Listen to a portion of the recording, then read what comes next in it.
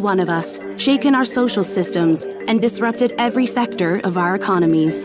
The automation of work, combined with a global recession, led workers to lose their jobs at an accelerated pace compared to previous years.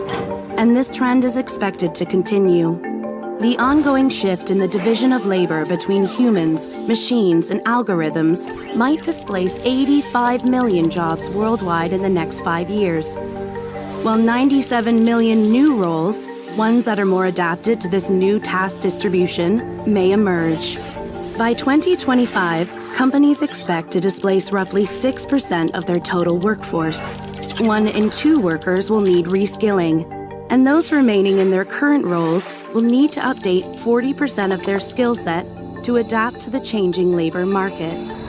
There is a way to collectively benefit from these challenging times. Decades of research have shown that the most valuable asset of any economy or company is its human capital. Around the globe, companies are already experiencing a shortage in relevant skills for future roles and are investing in reskilling and upskilling their workforce. By 2025, organizations say they will train over 70% of their employees to ensure they can smoothly transition into the jobs of tomorrow. These include DevOps engineers, artificial intelligence specialists, digital marketing managers, talent acquisition specialists, and customer success specialists. It will take on average between 2 weeks and 5 months for workers to pick up new skills, allowing them to move into these new roles. But data shows they won't need to have the perfect skill set to start transitioning. While 2/3 of employers expect to get a return on investment in employees' reskilling programs within just 1 year, governments will also need to step in to update and fund education and training systems and to ensure displaced workers have adequate safety nets. With purposeful leadership and collaboration, we can turn this global crisis into a unique opportunity to transition into a future of jobs that is inclusive, fair, and sustainable.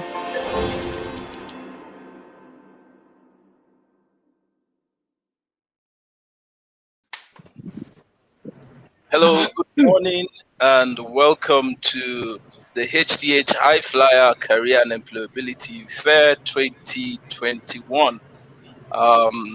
This is an initiative sponsored by His Treasure House under the specialized ministry and under the leadership of our lead pastors, Pastor Gordon and Pastor Sheung Ubame. We have run this for more than 8 years, and our aim is to seek to bridge the gap between job seekers and employers and those who want to transition within a chosen field or into another field. So we're hoping that this morning we'll have a great time together with you. On behalf of our lead pastors, Pastor Gordon and Pastor Sheung, I want to welcome you. We'll expect that you hook up and stay on this broadcast till the end of the summit. It's a brief one. It's just about 2 hours plus. We have professionals that are ready who will be sharing from their experiences, sharing tips that we'll need to work, especially in this new age. The theme is the future of work is here. Before now, it is referred to as the future of work. For us, it is the reality right now. The disruption that has come through the coronavirus pandemic has collapsed that stuff that we thought probably might take several years before we come into, especially for us in Africa or in a country like Nigeria. Remote working and all that AI has come into being right now. During the lockdown, companies that thought that they could not do without meeting their clients in a building or have their staff come into a building have had to shut down and remotely work from home. It's amazing that even pastors and places of worship have had to collapse all that stuff and do whatever it is that we do online. Now, while people say they are waiting for when everything will normalize, the truth is that this is over 1 year, almost 1.5 years after the first case of the COVID-19 in China, and it doesn't look like it's about to go away anytime soon, or we're about to go back to what we used to know. I think what we used to know has ceased to exist right now. So it's important for us to just brace ourselves and prepare for what has become our new reality. Okay, so I want you to get ready, get a jotter, get a pen, jot out things. It is not so much about what you hear, it's about what you do with what you hear. So year in, year out, we bring in professionals who come in here and share out of the richness of their experience. And then we still find people who just do not do anything with the information they have heard. We're hoping that this information will help you to forge a new, chart a new course for your career and forge ahead in what you really want to do with your life. So without taking your time this morning, I'm going to introduce our code lead pastor, Pastor Sheung Ubame, who is going to take the first keynote address. She has trained as a human resource person for several years, so she's not just speaking as a pastor, she's speaking as a professional. She's going to be speaking to us briefly before we take it further. Please, let's welcome Pastor Sheung Ubame. Yeah, good morning, everyone. Such a pleasure to be here this morning. Ladies and gentlemen, I welcome you to our 2021 Career Eye Flyer. And I'm so glad to have you and see you this morning. I know I'm not seeing you, but I'm seeing you. You know, this is what our new world has brought to us. Right now, we speak to our screens, but we know that you're on the other side, and we are so sure that you're on the other side. So I want to welcome you, ladies, welcome you, gentlemen, to this 2021 Career Eye Flyer, and I am so excited to see you, because I know for you to come here is because you have something called development mindset. Because if you do not want to get the next level, you would not be here. But because you saw this advert, you saw this flyer, wherever you are, all over the world, and you decided to be here, I know that you're set for your next level. So I welcome you warmly, and I welcome all our speakers also this morning, because I know that they are prepared and that God is going to be speaking through them this morning. The few minutes I have to spend with you, I'm just going to challenge, encourage, and speak briefly on, what we have in front of us. It's very interesting how our world just changed just right before our eyes. Everything just changed. The things we knew how to do before, we have to practically pivot and begin to do it in a very new way. Last year was crazy. It was unprecedented.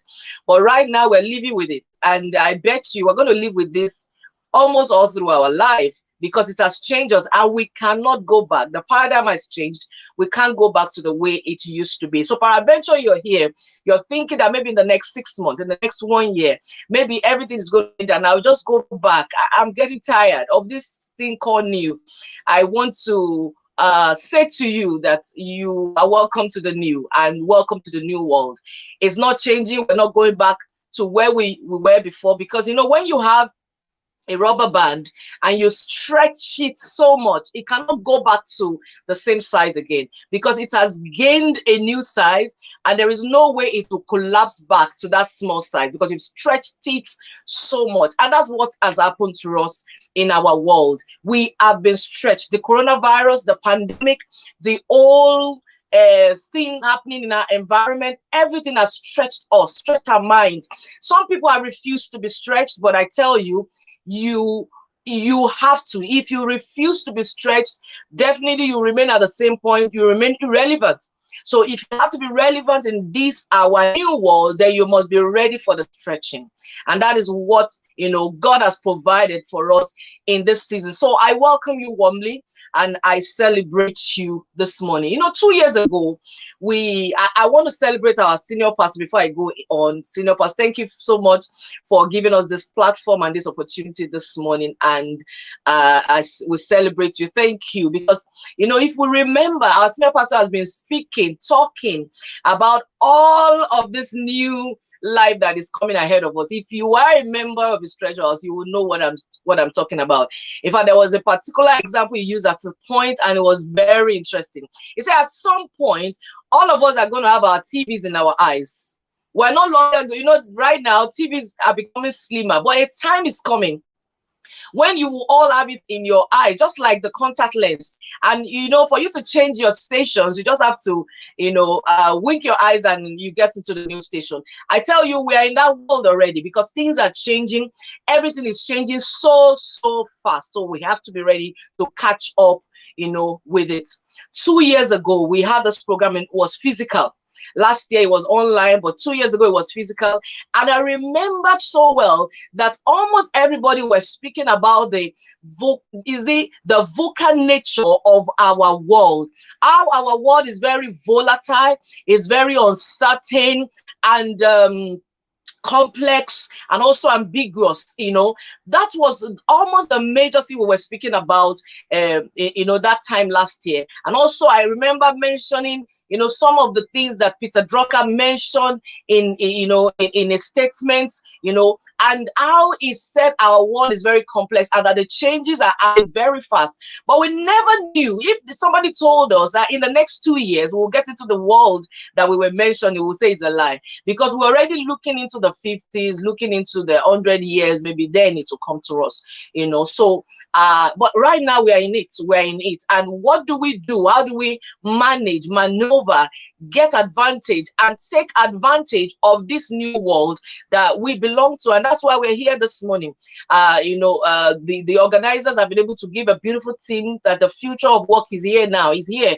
There's no longer the future that we're looking to, but we're already in the future, because the future has met us, where we are. So this morning, I just want to challenge, encourage you, for as many who have started their career already, or for you who are ready to, change and go into the new a career that you're looking at, then you must be ready to listen to all what our speakers are going to be talking about, this morning. There's just one scripture I'll just quote, this morning, because Jesus, I'm sure if he was here with us, of course he will be living the new life, because he was a very dynamic man. He was against status quo.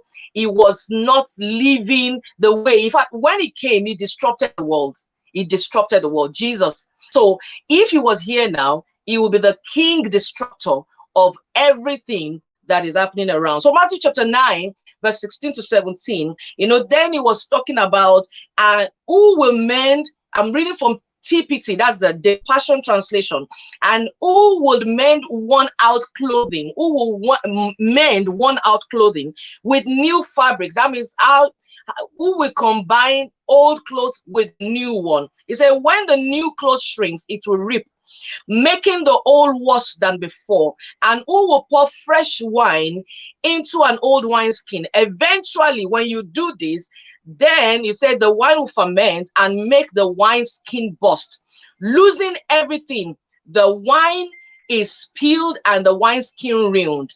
But instead of doing that, he said new wine is always poured into a new wineskin, so that both can be preserved. Because one thing I've noticed in our world right now, that it's very difficult for us to even make the shift. A lot of people are still locked in the old, but we are in the new already. And the scripture is encouraging us here that we cannot mix the old with the new. If you have to pour the new wineskin, then you must create a new. You have to pour the new wine, you must create a new wineskin. That is the only way you can preserve what you have, preserve the wine. So you are here today and you're speaking to yourself, saying to yourself, this whole thing, I don't know how I'm able or how I'll be able to manage it. But I'm saying to you today that you need to forget the old and come fully into the new. Forget the old and come fully into the new. There's this quote, I don't know who quoted it, but it said the best time to prepare for the future is yesterday, but the next best time is today. Right now is the best next time to prepare and to get into the future. Yesterday has gone. The old, we are in the new. So get ready to begin to take advantage of the new life that we are living right now. You know, work is no longer the way we used to know it. We don't go to work again. We carry work in our hand right now. That's what is happening. We live in work. We carry work in our pockets. We carry work in our purses, in our bags. We don't go to work again because we are already living inside of work. I'll give you an example. Sometimes ago, I went to a mechanic, and I'm talking about a very local mechanic. I'm not talking about the new diagnostic centers of, mechanic workshops and all of that. No, a very local mechanic. And I needed to check something on my car. And they had checked manually. They couldn't get it because the particular thing they were checking has a sensor.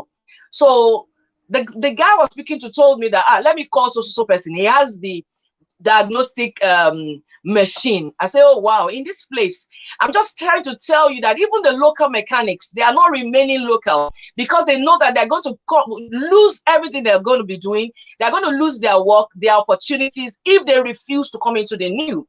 So he brought it out and checked for me what was wrong with the car and told me what was wrong. And it was even about fixing what was wrong with that machine. So a time is coming where we don't even need to now do physical fixing because the machine, that small, it was just a small machine in his hand. He was checking what was wrong with it, and he was also reversing it. But he now said, okay, no, this thing cannot be reversed again, then we need to buy a new one outrightly. But if it was just a little problem, he could have reversed it and changed it. And I say, wow, in a local mechanic workshop. And that is what is happening. So peradventure, you are working in one company, in an industry, and you're not taking advantage of what is happening right now, then you are missing out so much. You are missing out so much. Because if that kind of guy who is a local mechanic can upgrade himself, I don't know what you're doing. I don't know what you're doing. So I want to encourage you to take advantage of the new life, the new way of work that we have entered into. So, and I was listening to one podcast sometimes ago, and they were talking about the future of health. And, it was just in this line, how they would not have, you don't have to go to a doctor again. You will be given maybe a wristwatch or something that will check whatever problem you're having, and within, inside of that particular equipment that has been given to you, whether wristwatch or whatever, the power to reverse and bring you back to normal state, is there. So the guy said he's working, I've forgotten his name. He said he's working on adding 40 more good, healthy life to every individual. That is his own assignment, and they are working on it so much. And that is the world we have entered into. Things have changed.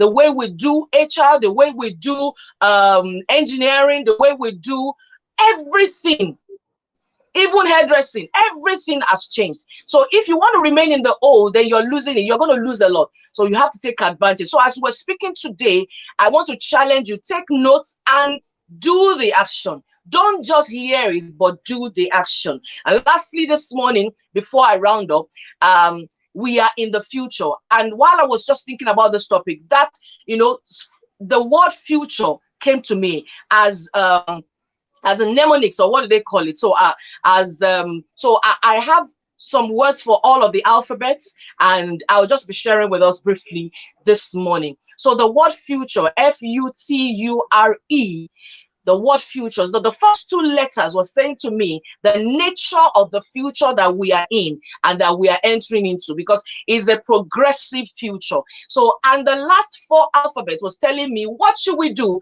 How should we present ourselves? How should we live even in this future that we belong to? So the F stands for fast. We are in a fast world. Everything is coming, collapsing on itself. Ideas are coming every second. News things are coming. So if you are not fast, you might not be able to meet up. If you're sleeping, you have to wake right now. In your career, you need to wake is very fast. The second alphabet is U. So the U states the nature of uncertainty. This was very uncertain. The future we are right now, you don't understand. We don't understand what is happening. It's very uncertain. Things just happen, and you cannot give real picture to you. You need to really study. You need to really research. It's very uncertain. Things happen that, just catches us unaware. You're wondering, how am I going to, manage this? So the first two letters is speaking about the nature of this future that we belong to. That is, one, AF is fast. Second, U is uncertain. Then what do I have to do in this world that is fast and uncertain? The last four alphabets speaks to that. T means thinking. You will need to think. Critical thinking is a very essential tool in this future we belong to. Our mind must work all the time. I was listening to a doctor, a neurosurgeon sometimes ago, and was saying that our mind, our brain wants to sleep. It does not want to work. It just wants to relax, and a very easy atmosphere. But the more you stretch it, the more you think, then you can bring out, the beauty and the strength of your brain. So peradventure you see yourself that you keep doing the same thing over and over again. It's because the mind doesn't want to be stressed. The brain doesn't want to be stressed. But we have to take advantage in research, in seeking knowledge, in order to expand our brain and the capacity of our brain. So what you have to do, the T is thinking, critical thinking. And the U, what other things do I have to do in this future that I belong to right now? You need to continually update and upgrade yourself. You need to continually update and upgrade yourself. You must keep learning. You must keep reskilling. You must keep upskilling, as the case may be, because our world is fast. So you cannot afford to wait. So you must continually update. You must continually upgrade yourself. Even the phones that we are carrying in our hands right now, I'm using my phone to stream this event, and in my hand, this phone needs to be updated. You find that there are updates that come on your phone, and if you refuse to update it, it will go off, it will blank out, it will crash, or something will happen to it. And that is what can happen to us if we refuse to update and upgrade ourselves. What next thing do I need to do in this future that I belong to? You need to be resilient. You need to be resilient. You need to be adaptable. You need to be malleable. You need to be flexible. That's resilient. Those are all the synonyms to it. You need to be very resilient, strong, and being able to, take advantage of the new when it comes to. Don't cave in. You need to be resilient. Then number E was the last one. What do I need to do in this future that I belong to right now? You need to evolve. You need to continually change. You must have a development mindset, a growth mindset. You must keep disrupting yourself continually. Before the word will come, disrupt yourself, disrupt the level that you are. You say, I'm tired of this level. I need to go to the next. You must continually evolve. Nothing remains in its state forever. So if you refuse to deliberately and intentionally evolve and create yourself again, the world will recreate you. And when the world comes to recreate you, what happens is that sometimes, it comes unaware, and we just give up. Last year, a lot of people lost their jobs because they have not prepared themselves for the future. In fact, the people that even lose their job, and they just irrelevant in the workplace. And some people lost their mind because the whole thing just came upon itself, and they could not imagine what was happening to them. So this morning, there's so much to share with us, but I'm going to be rounding off on this point that we need to prepare and take advantage of this future. So know that this future is fast, know that it's uncertain, and what you have to do, you have to think, you have to upgrade and update yourself, you have to be resilient, and lastly, you need to continually disrupt, that is, evolve, change before the change comes to you. The Lord bless you. I pray we'll take advantage of everything that will be learned this morning, and we will take actions. The Lord bless you. Thank you very much for this opportunity. Over to you, Pastor Benga. Thank you very much, Pastor Sheun. God bless you, Ma. Amazing. How many of us got that acronym? We live in a fast world. It is an uncertain time, and it is time for us to build critical thinking, also upgrade. I like that. Update, upgrade. And basically that's what we're doing in this conference, trying to upgrade and to update ourselves and then build resilience. You can't get anything done without grit. So you need to build resilience and finally evolve. Thank you so much, Pastor Sean. We'll take a media break now, and then after that, we'll have the second keynote speaker. COVID-19 is one of the biggest crises of our time. It has impacted every single one of us, shaken our social systems, and disrupted every sector of our economies. The automation of work, combined with the global recession, led workers to lose their jobs at an accelerated pace compared to previous years. And this trend is expected to continue.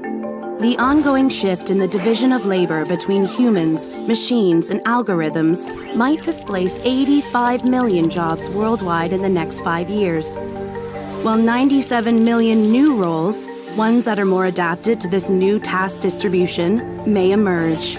By 2025, companies expect to displace roughly 6% of their total workforce. 1 in 2 workers will need reskilling, and those remaining in their current roles will need to update 40% of their skill set to adapt to the changing labor market. There is a way to collectively benefit from these challenging times.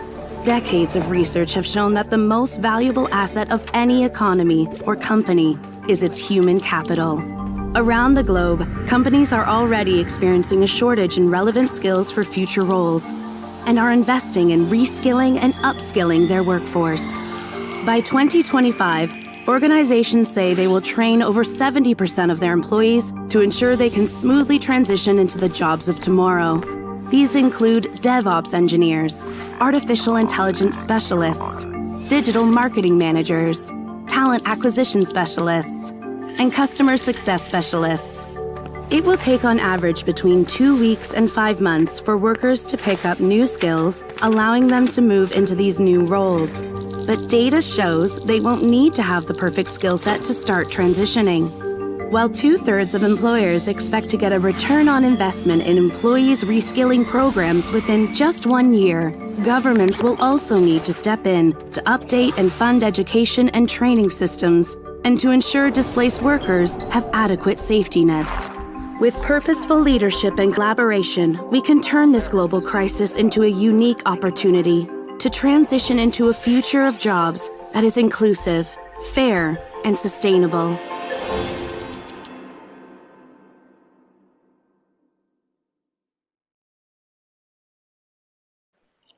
All right, welcome back. I'm going to be introducing the next keynote speaker. He's the Senior Advisor and Deputy Head of Unit, Sustainable Energy Access with GIS. He's a seasoned professional with over 20 years of experience in the engineering field, renewable energy to be specific. He's an anointed man of God. I like to introduce him as an apostle in the marketplace. He has done quite a lot when it comes to renewable energy in Nigeria, in West Africa and Nigeria to be specific. Please, this morning, help me welcome Engineer Olumide Fatoki. Thank you so much, Pastor Benga, and a very, very good morning to everyone. It's indeed a wonderful pleasure to be here. I'm always excited anytime I have such platform to be a blessing to the young generation and, of course, to the great people of Nigeria at large and the world, because now the world has become like a very small place to all of us now. You know, we all can connect very easily these days, far beyond what it used to be in those days, many years back, where everything was just analog. And it looks as if it's going to take like 100 years, I think, like someone mentioned on this call, to be able to get to the reality that we found ourselves today. So it's my utmost pleasure to be here this morning, to be one of the people who will be sharing our experience with you on this journey. And let me start on all existing protocol. Let me say a very big thank you to the senior pastors of His Treasure House who actually created this platform to be a blessing to a lot of people out there. And let me say a very big thank you to also the team who managed to put all this together, because it's a big feat at such a time like this. So maybe a few words from my side, because I asked myself, so what else can you say as a keynote after that powerful delivery from Pastor Shill? She practically said it all, almost all the points I could readily imagine to share with us this morning. But I just want to chime in a few words to kind of put an icing on the foundation that already been laid by Pastor Shill. Let me start like this. Very recently, I started thinking, about our new not normal, because this is what I call it. It's a new not normal for every one of us. And like Pastor Shion said earlier on, you'll be deceiving yourself if you think things are going to go back to status quo. It's never going to happen. And I started asking myself a question. COVID-19 came, and COVID-19 changed our world. COVID-19 disrupted a lot of things and stuff like that. But it then dawned on me that the new world started way beyond COVID-19. And I have my reason for saying that. The moment all of us started using smartphones, I think that was actually the point when our world changed. Because a lot of things around us, a lot of things about us then changed from that moment onward. And if you go way back into when we came to 2000 and everybody said, welcome to 2000, you will also understand what I'm saying, that it looks as if we have had the preamble all around way beyond now. COVID-19 only came to cement whatever has been happening way during the inception of the millennium. So I would just want to want all of us to roll our minds back to that point when all of us were able to start using GSM, and then we start using smartphones, and then these smartphones became more affordable, because the more they became affordable, the more the opportunity was then there for people to connect globally. And so we wouldn't even see all these changes in the light that they have come to damage our world, but rather to help us to quickly accelerate the growth that is already set for the world. So having said that, then let me just zero in into what we're then discussing today, which is like the future work, or what I call the future of work. And I would just connect it back to what I said earlier on, that at the moment when all of us started carrying smartphones all around, then the future of the work actually changed from that point onward. What we have then seen since then is a build on this future, because it then start having different facets, start having different angles to it, and people start seeing it very differently. And as people see this, people then began to embrace it differently, and the smart ones are able to take advantage of the opportunities that has then been presented. COVID-19 for sure has come, and I would say maybe gradually on its way out now, but our ecosystem is not going to remain the same. So the most important thing for all of us to start thinking about now is, how do I then adapt in this new world? And so for me, before I mention anything further, the critical questions that I want to be throwing out there this morning will actually be my own keynote, which is, are you asking yourself the right questions? And for as many who has joined this call today, you will do yourself a very good favor by positioning yourself to start asking yourself critical questions. One of the books that I've read in time past that has blessed me so much is the book by Simon Sinek. And it was talking about start with why. The moment you can ask yourself some critical question, it's then easy for you to be able to go to the right places to seek answers, or you can even find answers yourself. So for everyone who has been able to join this call this morning, let me say, welcome on board to finding some answers to some of the questions that has been bugging you in recent times.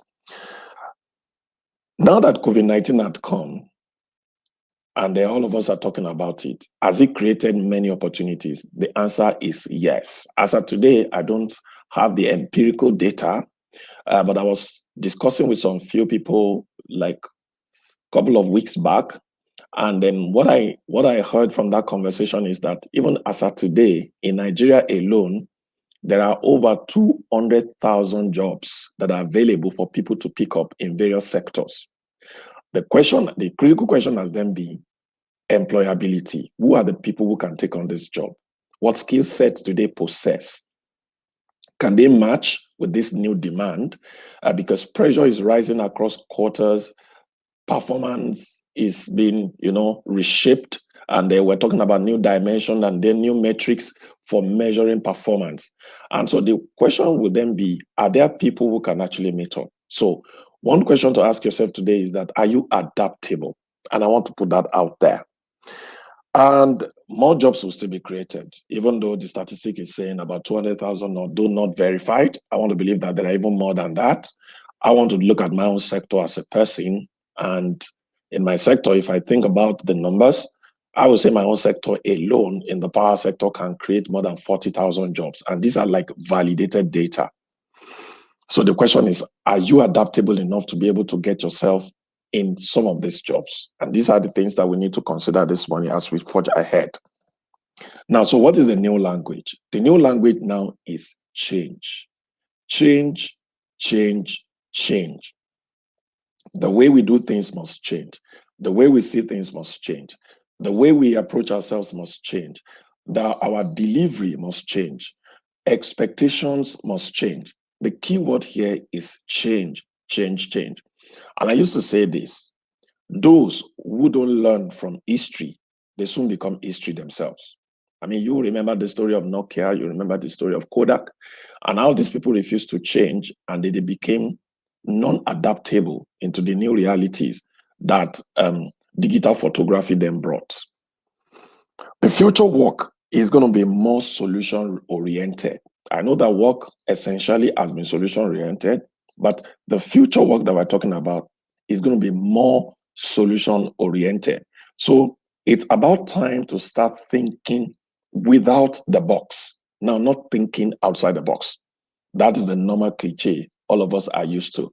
But the new language now is thinking without the box. That means the box is not even existing. So you must be able to visualize, you must be able to conceptualize, you must be able to deliver. And when you deliver, you must deliver at top-notch excellence. So the big question is, are you ready? Do you have what it takes? So for everyone who is going to be part of this discussion today, are you ready? Are you positioning yourself for this change? Are you in the right place? Are you on the right platform? Are you joined or connected to the right network? Are you asking the right, getting the right insight in order for you to be able to move yourself into this new reality that we have all found ourselves? So let me wrap up this morning by talking about what I call the 3Ds of the new dispensation we have found ourselves, or the new time we have found ourselves. And I'm not going to dwell much on them. I'll just list them out, touch on them briefly, and then I can call it a wrap. So the first D that I want to put out there is digitalization. Our new world now has given us the opportunity to digitalize. Everything now has gone in the digital way. You cannot afford to still be analog in your mind, or analog in your processes, or analog in your thinking, and you will be able to take advantage of the opportunities that are around now. No. So the key word here is digitalization. Companies are now migrating the way they are doing things into a new way of doing things. In fact, most recently, let me use a practical example that we do in our sector. We created a tool right now, having sat down and asking ourselves about the new realities. What do we need to do differently? Because people are going to be working from all over the world. The days of us converging or congregating in a certain place are over. How do we then ensure that people can still keep tab on what they need to do and then still be able to perform optimally? And so then we started digitalizing some of our processes. So currently today, as of today, November last year, for the power sector in the mini grid space, renewable, where I work, I led a team that then digitalized the monitoring and evaluation processes that would then help us to be able to see all the projects that we're doing across the country and, of course, even in sub-Saharan Africa. And as of today, from the comfort of my living room, I can log in into that dashboard and see what is going on there. I can see people using electricity, how they are using the electricity, their behavior. I can plot graphs, I can do trend analysis, I can do all those things. So the key word here is digitalization. As an entrepreneur, you must be able to digitalize your business. You must be able to take your business online. You must be able to stay relevant for global consumers, not only local consumers anymore. I was having a conversation with someone yesterday, and I started telling the person, you need to start thinking of your product being exported abroad. The second word I want to mention here in the new world is what I call data-driven or data. And I've been saying it for a while. Data is the new oil and gas. Without data, it is practically impossible for you to establish certain processes now or certain results now. And it will behoove any organization who is still not working with data or taking data very seriously. Data is the new lifeline. With data, you can plan. With data, you can monitor. With data, you can establish trend. With data, you can think of something new. And this cuts across everyone, individual, organizations, and of course, churches, be it profit-making organization or non-profit making. Everybody needs data now. And so every profession or professional must also learn something about data. So if you don't know how to code, go and learn how to code. If you don't know artificial intelligence, go and learn more. If you don't know about machine language, this is the time to begin to learn about all these things, because the work of the future that we're discussing now is purely driven by data. When organization wants to recruit now, they still leverage on data. When you go on Facebook, you go on Twitter, you go on all these platforms to do whatever you do there, at the back end, they are analyzing most of this data. And this data even guide them in a way that the kind of people they should recruit, the way they should be thinking. So data can be used and analyzed in many ways. You can use it to select the best of professionals out there to be able to bring into your system. You can use it to even establish what consumer behavior is now, because products and services are far going beyond. You sit down in your house, you think of a lofty idea, and then you just want to come to the marketplace to go and sell your ideas. No. Businesses are now being consumer driven, whereby products and services that you're putting out there must be guided by empirical and validated data. So data is very essential in order to be able to survive in this time. The last thing I want to mention, I think Pastor Sean talked about it and touched on it briefly, and I won't want to dwell too much on that, and is the word disruption. I know that is a cliche. Some of us have heard about it, and some of us are still hearing about it, or maybe some people are hearing about the first time. Disruption is already here. Businesses are going to disrupt businesses. Individuals are going to disrupt individuals. Even in workplaces, it's becoming keenly challenging now, because organizations are looking forward to keep the smartest of the brains. And so you need to disrupt yourself before externality disrupts you. When was the last time you read a book? When was the last time you went for a training? When was the last time you apply yourself, you push yourself out there to be able to become the best version of yourself? If all these are not happening, then you are not prepared for the future work. The future work is digitalized. The future work is data-driven. The future work comes with a lot of disruption. So the big question is, are you ready? Thank you for listening this morning. God bless you.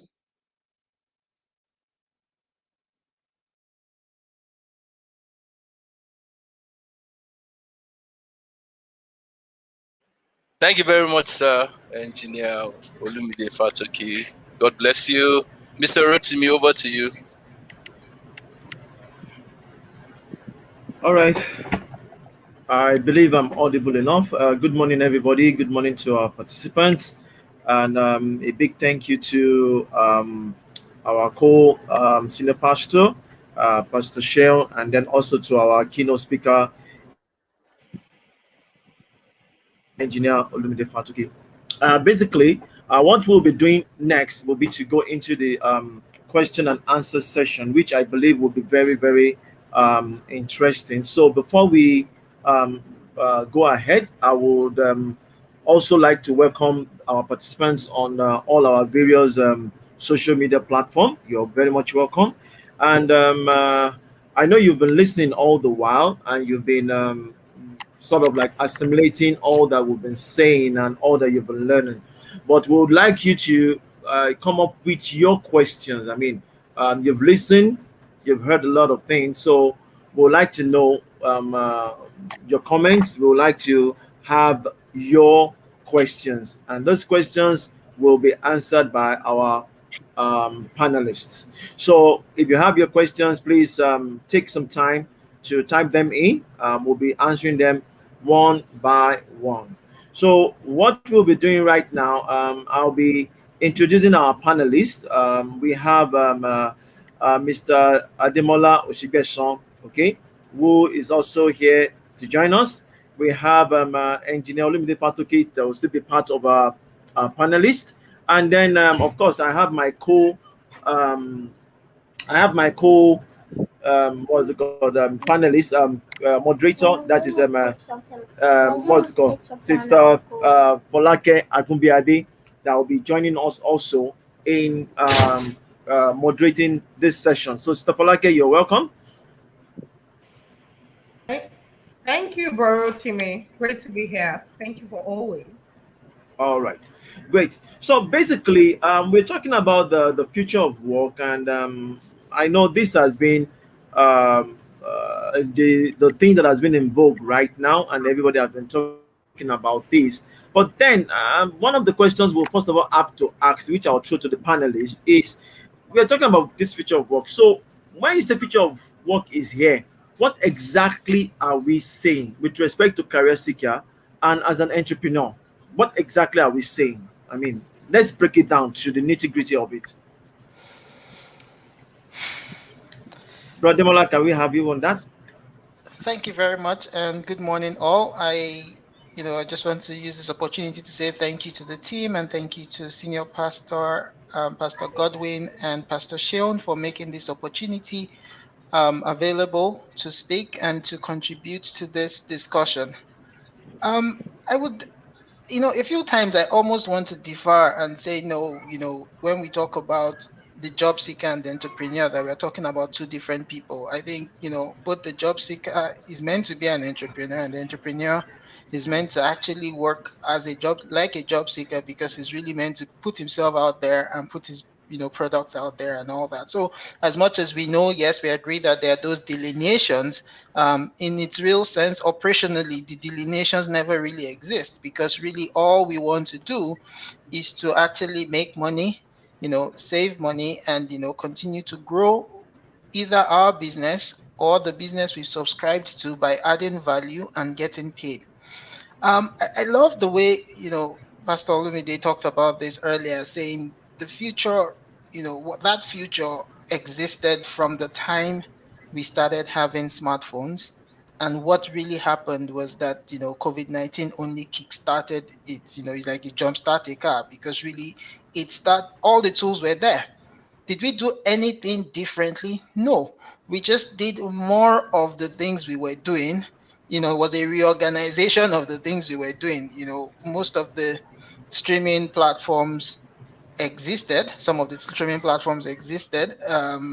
Many of the ideas of having conference calls existed. We just believed, there's still value, and there would continue to be value in that human interaction. But in the workplace and as a job seeker, the future means, and I would want to take the positive spin to it first, the future means more opportunities. The future means that anywhere you are, you can reach your customers, you can reach your people that want, your employers, your potential employers. You can follow them, you can see their lives every day. The future means you can attend more conferences and webinars. Many of these things that used to be paid for events that you needed to fly to have been put online free. Last week I still attended a free conference that I probably would not have been able to attend in the US. A couple of 2 weeks ago, it was a different conference held by the Africa Development Bank, an Africa Union in of course now you can't even put a venue to it because it was online, it was a virtual conference. The future is that you simply need to seek out what you want and you would find it. It's no longer a point where someone would call the other person and say you're looking for a job. The same way you would find the person you're asking for the job would find the job is the way you can find it. We all have access to almost the same, you know, resources. The future is now. And in terms of, the workplace, like, the future also means a few things. The future, I like the way, Pastor Sheon talked about, the things we need to do. We need to think, we need to update, we need to be resilient, we need to evolve. The future means discipline. The future means that nobody's chasing you. You have to deliver results either for your personal business or for your employer, and you have to be disciplined to do it. The same, you know, there was a day I woke up and I asked myself, what in this world is Instagram doing on my phone? And there and then I deleted it because I just discovered that, okay, there was a point at which I was having to go to Instagram when I was meant to be working. And I was like, no, this is no longer helping in any shape or form. So the only, social media you would see me actively looking at any day to day is LinkedIn. The future is discipline. The future is also, that even in seeking a job, you need to, problem solving is one of the things that the future is all about. Because technically, I keep saying it, to the job seeker, it's the weirdest thing. Pastor Olumide talked about the fact that there are jobs out there, and that's the truth. Jobs are advertised every day. Sister Korede is an HR specialist, a senior one indeed, and every day her problem is to get fantastic people to work for our organization. So that is her own problem. So you can imagine you saying you don't have a job, but then there's another person on the other side of the divide whose problem, the primary problem, is looking for people to do work. So definitely I would say the first problem you need to solve as a job seeker is how to look for a job. It's a problem. And if you apply the simple principles of critical thinking, being flexible, being amenable, telling yourself the truth, you know, asking the right questions, that exactly is what that future looks like. The future is about being able to connect. You're not seeing someone physically. How do you connect? How do you connect to the person beyond just, your voice over the phone? How do you network?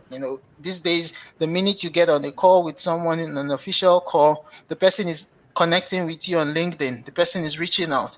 I've seen I was on a panel the other day with MIT. I was sharing earlier, and the minute I was put up as a panelist, a particular organization reached out to me on LinkedIn and advertised their solution. Interestingly, we had a problem to solve that could use their solution. So in less than a week, even before the panel, we were already having a business meeting to discuss, that solution. And that's an entrepreneur. That's a company that was founded by somebody in India. That is the future we're talking about. The future is that, it's real. It is very real. And I would stop now for a moment because I could go on and on this subject. Thank you.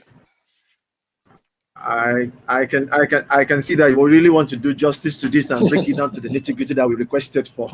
All right, thank you very much, Brother Mola. And I think right now we have our third panelist on board, so I will take time out to now was going to introduce everybody properly. Of course, we know we've the senior advisor and deputy head of unit sustainable energy access and this use GIS. Also, we have Mr. Demola Oshibiason, who is the program manager, procurement and supply management, United Geneva, Switzerland. And of course, we have Mrs. Korede Adeleye, senior manager, human resources. IHS stores. So yeah, once again. So I will try to also briefly this to Mrs. Korede Adele to actually help us to chip in some words from the HR perspective when we say the future of work is there. What exactly are we saying with respect to career seekers and as an entrepreneur? Good Briefly, morning, everyone. Good to be here. Thank you for having me. Okay, so I'll take it off from where Demola left off, and I do share his passion about how do we show up in the future.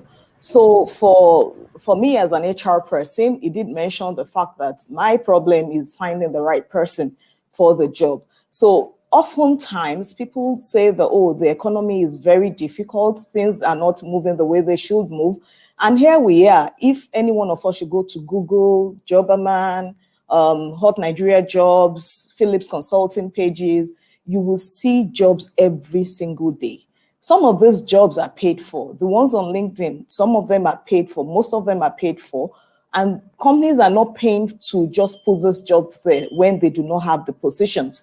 We are constantly seeking for these positions. We are constantly seeking for particular skills. So not that you don't have people, applying for these jobs, but these days you would have to go through several CVs and you still will not find what you want. So the problem here is the kind of skills that we are looking for and the availability of those skills. So if you are out there and you feel that, oh, because the economy is bad, you're not getting the kind of job that you need, just know that at the other end, we are saying that the people are there, but the ones with the right skills, we are not getting them. So what do? You have the educational background, and you probably have experience in this area, but there are some things that maybe when you started the job 5 years ago, this was the skills that were required. Now we need new skills, and you have not upgraded yourself. Pastor Sheo mentioned about upgrading yourself.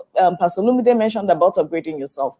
So it's very critical that we look at the particular kind of industry or role that we are working on, and we look at, let me look for a role model. I do that often. I search out HR people. I look at what kind of credentials do they have? What kind of credentials do they have that I do not have right now? This is my model HR person. I want to be where he is in the next 2-3 years. And he already has these degrees and I don't have these degrees. And that sets me thinking. Not only does it set me thinking, it spurs me into action. So that's what we need to do for ourselves. We need to look at, who do we want to be? Am I an entrepreneur? Who does what I do? I have a laundry shop, for instance. Who has the biggest laundry shop in my locality? And what do they do? What do they have that I don't have? Am I maybe a lawyer and I want to be this kind of lawyer in the future? Which law firm looks like what I'm talking about, and their principal partners, what kind of degrees do they have, or what kind of experiences or job cases do they have that I haven't ever dealt with? So that's what I think we need to do. It has to be practical. We can't just be talking about it and we think that those guys are high up there, we can never meet them. No, they did certain things. If we can do what they did, we can achieve what they have achieved. Thank you. thank you very much, ma, for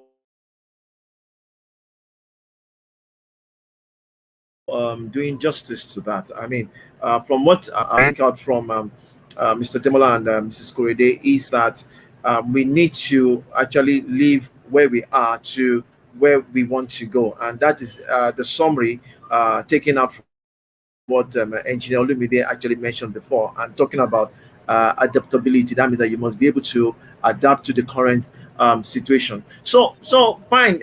We're talking about adaptability, and it must start from somewhere.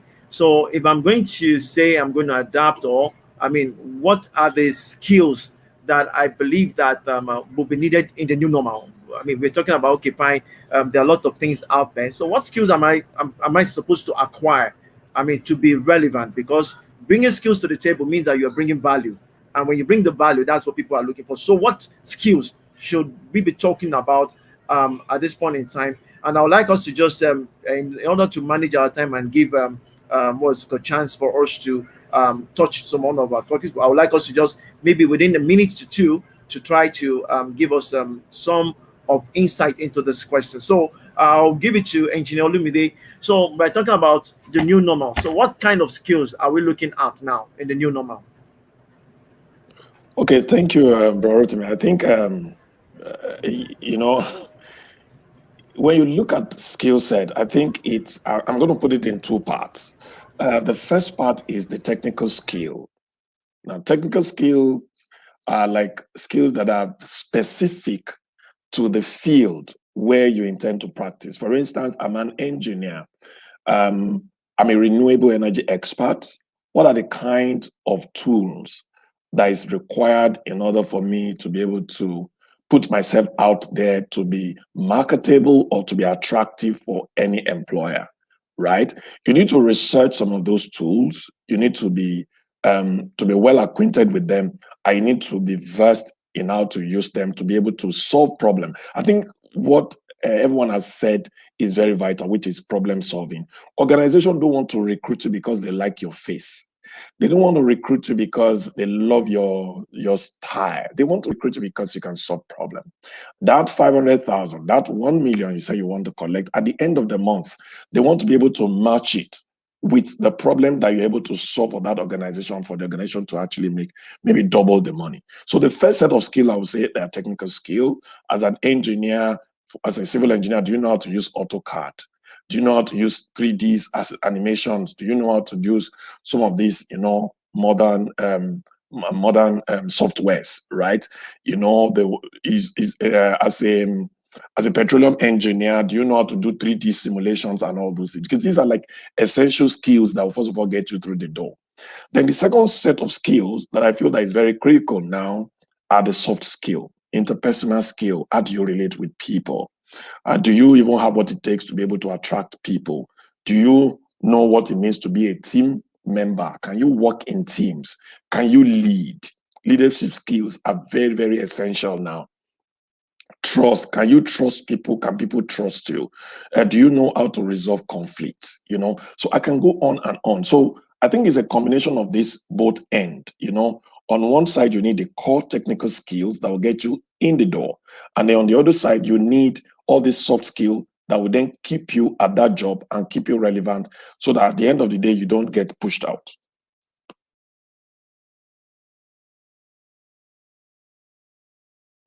That's awesome, sir. Thank you very much, Engineer Olumide.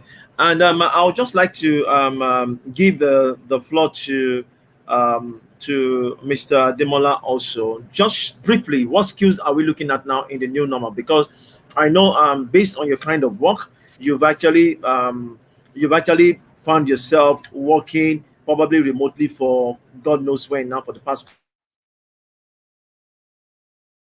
couple of months and things like that. I mean, you've actually now. So, like what somebody says, not the future again, it's the reality right now. So, what skills would you briefly add up to what Engineer Lumde has mentioned?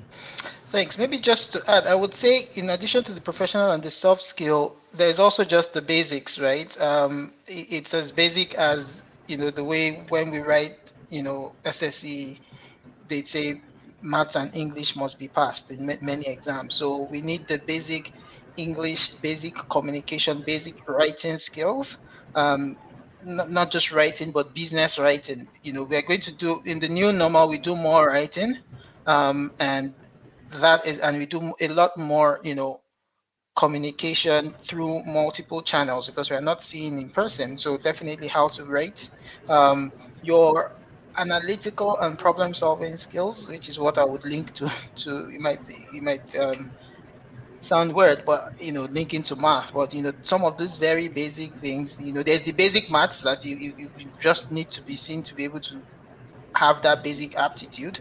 But then taking it a notch higher, it's the critical thinking and analytical skills.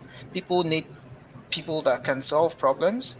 And as Pastor Lumide said, I think you also need a very strong self-reflection in this current wave of the fact that you need to yourself be entrepreneurial. You need to know how to, you need to get into the shoes of the business owner or the owner of the organization and ask, how exactly have I added value and how can I add value? So an entrepreneur is not only somebody that has a business. Everybody should be entrepreneurial. I can't say that enough. Thank you. All right, thank you very much. I think the 3 points that are being raised there, we're talking about the technical skills, the soft skills, and then the basic skills, which entails communication skills, and then seeing yourself as an entrepreneur in your place. I mean, thinking like the owner of the organization. That's quite insightful. Thank you so much. So Can I now just we've been add talking one more to about it new normal. before we go? Sorry, can I just add one more to it? And I Oh, feel that please, it's please, very please. essential. We should not forget research That's skills, right. ability to research. Because I think, just like Demo mentioned a few minutes ago, if you had that to your basic skills, it will really solve a lot of problems for a lot of people, right? People don't even know as little as what platform should I be on at what time. Like he said, very germane the other time, I have seen a lot of people wasting their time on platforms that will not even help them to get out of their current status, right? Rather than for them to channel that same energy and resources into researching into what, for instance, if you want to be in the renewables, I'm talking about renewables a lot because that's my own field, you know, you need to know what are the various solutions that are available out there. What are the solutions that are adaptable in Nigeria? What are the who are the people who are working on these solutions? Where are they? You need to engage these researching techniques to be able to, every step it pushes you closer, closer to your reality. You cannot read geology. I used to say it. You cannot read geology and come and sit down in Abuja and looking for breakthrough. When you read geology, you pack your load, you go to Port Harcourt. You go start from somewhere there. If you can't get into the oil company, you need to research who are the companies that are drilling for water. Join them. Drilling is drilling. When you start drilling for water, it's just a matter of time. You gather enough experience and then you start drilling for oil. So you need some basic skills like research skill to even be able to, leapfrog you out of your current situation now. Thank you. I thanks a lot that we didn't actually miss that out because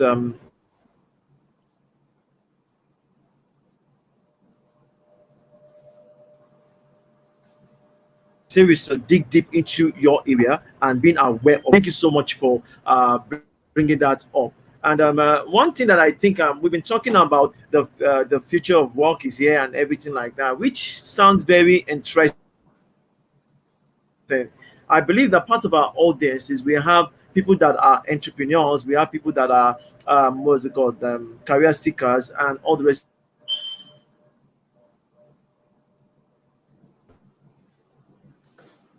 Ask next is looking at the Nigerian how can we adapt this to our ecosystem?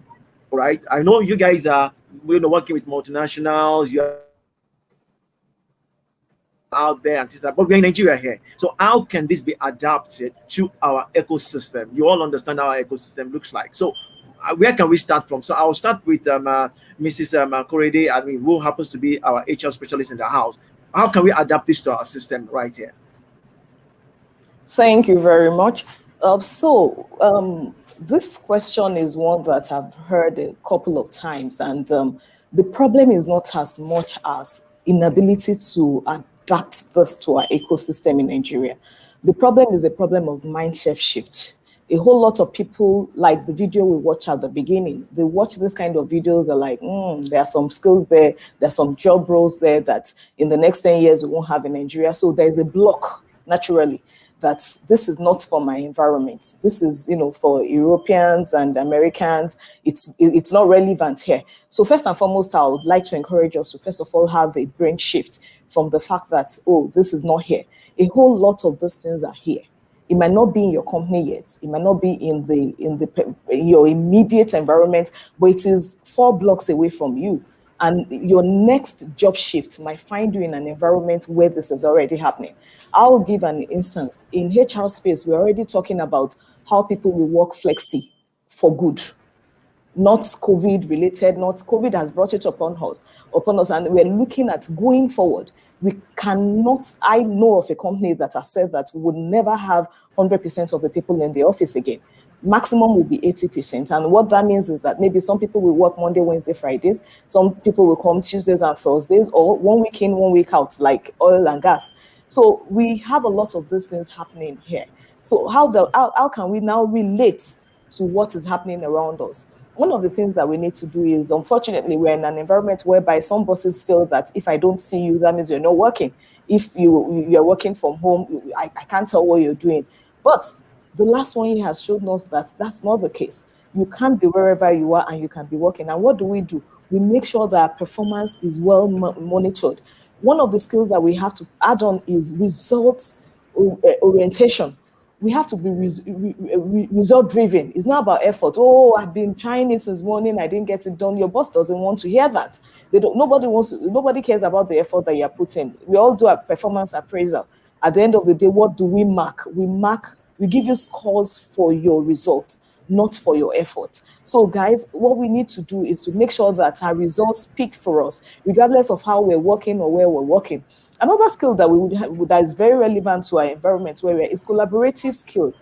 We have to be able to collaborate with people. We have to be able to collaborate with colleagues that we do not see. We have to be able to collaborate with colleagues that we will never meet. There are some people in some companies, in my company too, it has happened. We've recruited some people in the last 1 year. We have never met. We have worked together for 1 year. So as an employee, you have to learn how to work with people in such a place that you're supporting other people and they're supporting you. We have to trust. We have to trust our colleagues. Gone are the days of, oh, I don't want to give you this because I don't trust that you will not deliver it. Because you can't do everything by yourself. You're probably a part of the chain. You do your bit to pass it on to somebody else, your output is somebody else's input, and then they take it on. So we have to trust our colleagues that we can all do it together, and we have to be trusting of other people. So those are the skills that I believe that in Nigeria. And then Demola did mention something about how do we connect. When we say that we're looking for jobs, oftentimes we are not ready for the job. Somebody wrote a book, I think it was in Lagos then, Looking for a Job is a Job. If I got it right, I think that's the name of the book. Looking for a Job is a Job. If you are thinking of career change, if you are thinking of, oh, I do not have a job now, I need something doing, you have to do it like you resume in the morning. You have to structure it. If you are working, you close at 5 o'clock, you can decide that every 6 to 7 o'clock, I want to search for jobs. And every week, I must apply for at least 5. Give yourself a target and follow through.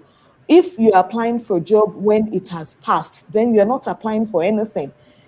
Research skills, Engineer they mentioned research skills, and I will draw from that into looking for a job.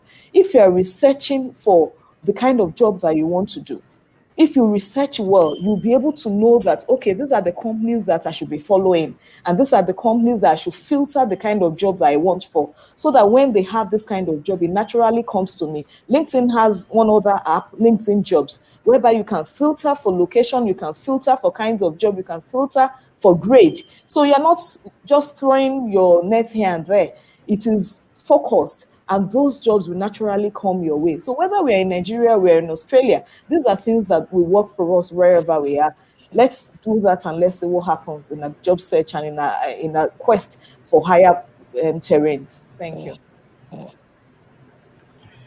Thank you so much, ma. When you were talking, actually, it brought to my remembrance a colleague that I was talking to, and he told me that there was a technical company in Lagos that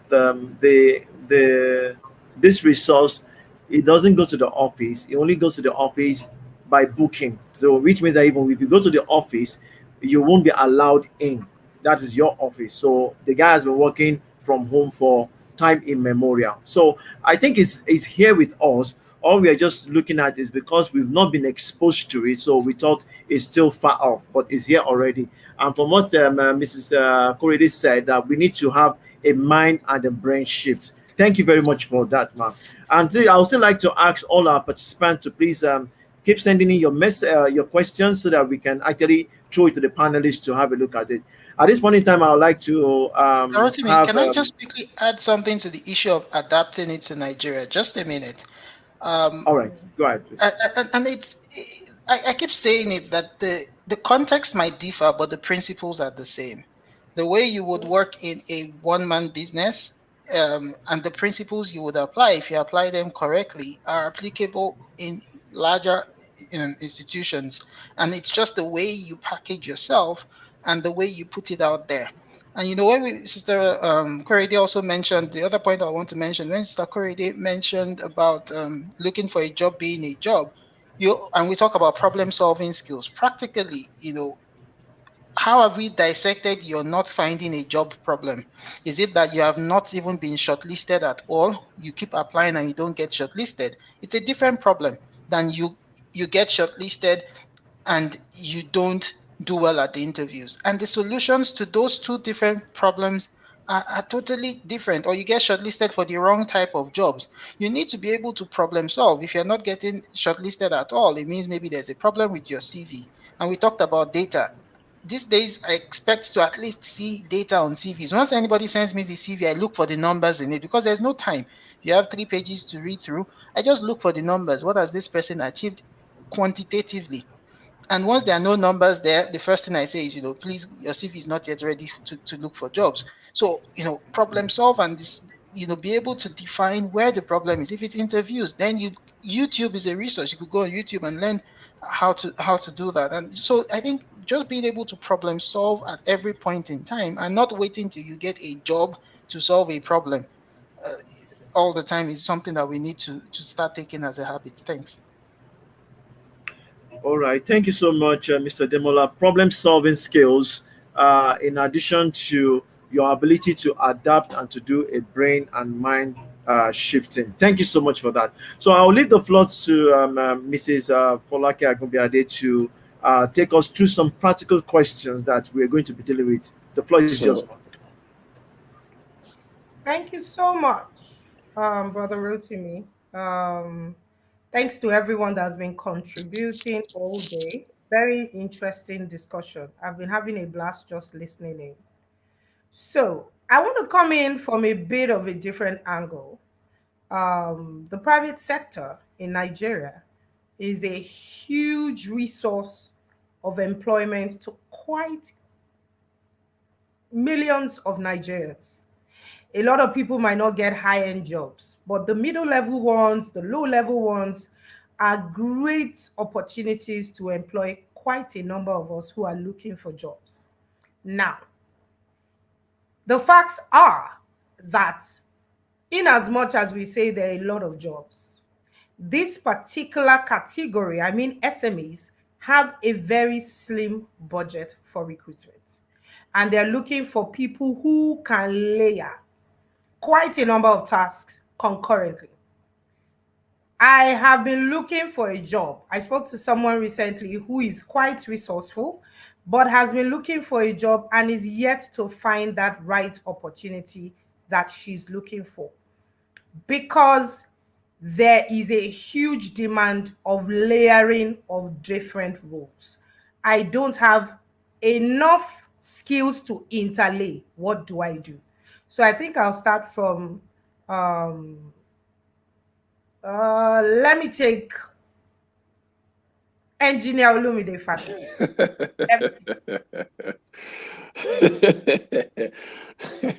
Okay, thank you so much, Mr. Folake, and good to see your face again. Okay, so let me first of all say something quickly in the last question, which was talking about the peculiarity of our ecosystem, Nigeria. And what I wanted to say is that we need to start wearing a different lens whenever we find ourselves in a new environment. For instance, there are certain things that I feel that are very peculiar to the entity called Nigeria. Most of the things that we call problems are actually opportunities for some of us to be able to leverage on and to be able to get our skills out there. There's a lot of chaos ongoing in that country. If you look at the security situation of the country now, it's still in a mess. I'm thinking a few days ago, can some people who are like software developers, can they come with an app? The app that can show hot zones in the country. Maybe, the way we have Google, when you're going on a path that tells you traffic ahead or something like that. By looking at trend analysis, for instance, Abuja, Kogi, that axis. Kaduna, whatever, that axis. There are hotspots around those areas that certain things have been quite, frequent. Can we begin to leverage on such data and come up with tools and then apps that can actually warn people or whatever? I'm not a software developer. I don't know how to craft it, but I'm only saying that every problem that we have seen within our environment has also created opportunities, either as an entrepreneur or as a career person for you to be able to project. So I will begin to see things from another lens completely, rather than looking at the problem, rather calling them challenges that can then be recontextualized to then become, a very good gold mine. Having said that, then I'm moving into the question that Stafolake is asking that, yes, some of these organizations have very lean budgets and they want to bring the best of the best into their space. Very vital, very valid. And that also presents opportunity for us as individuals, either as entrepreneurs, especially this post-COVID, to do multi-layer. Do you know I have friends who are consultants to 10 companies? They only give like 1 hour at different times of the week. And they collect small bits that then come to them at the end of the day as big and large salary.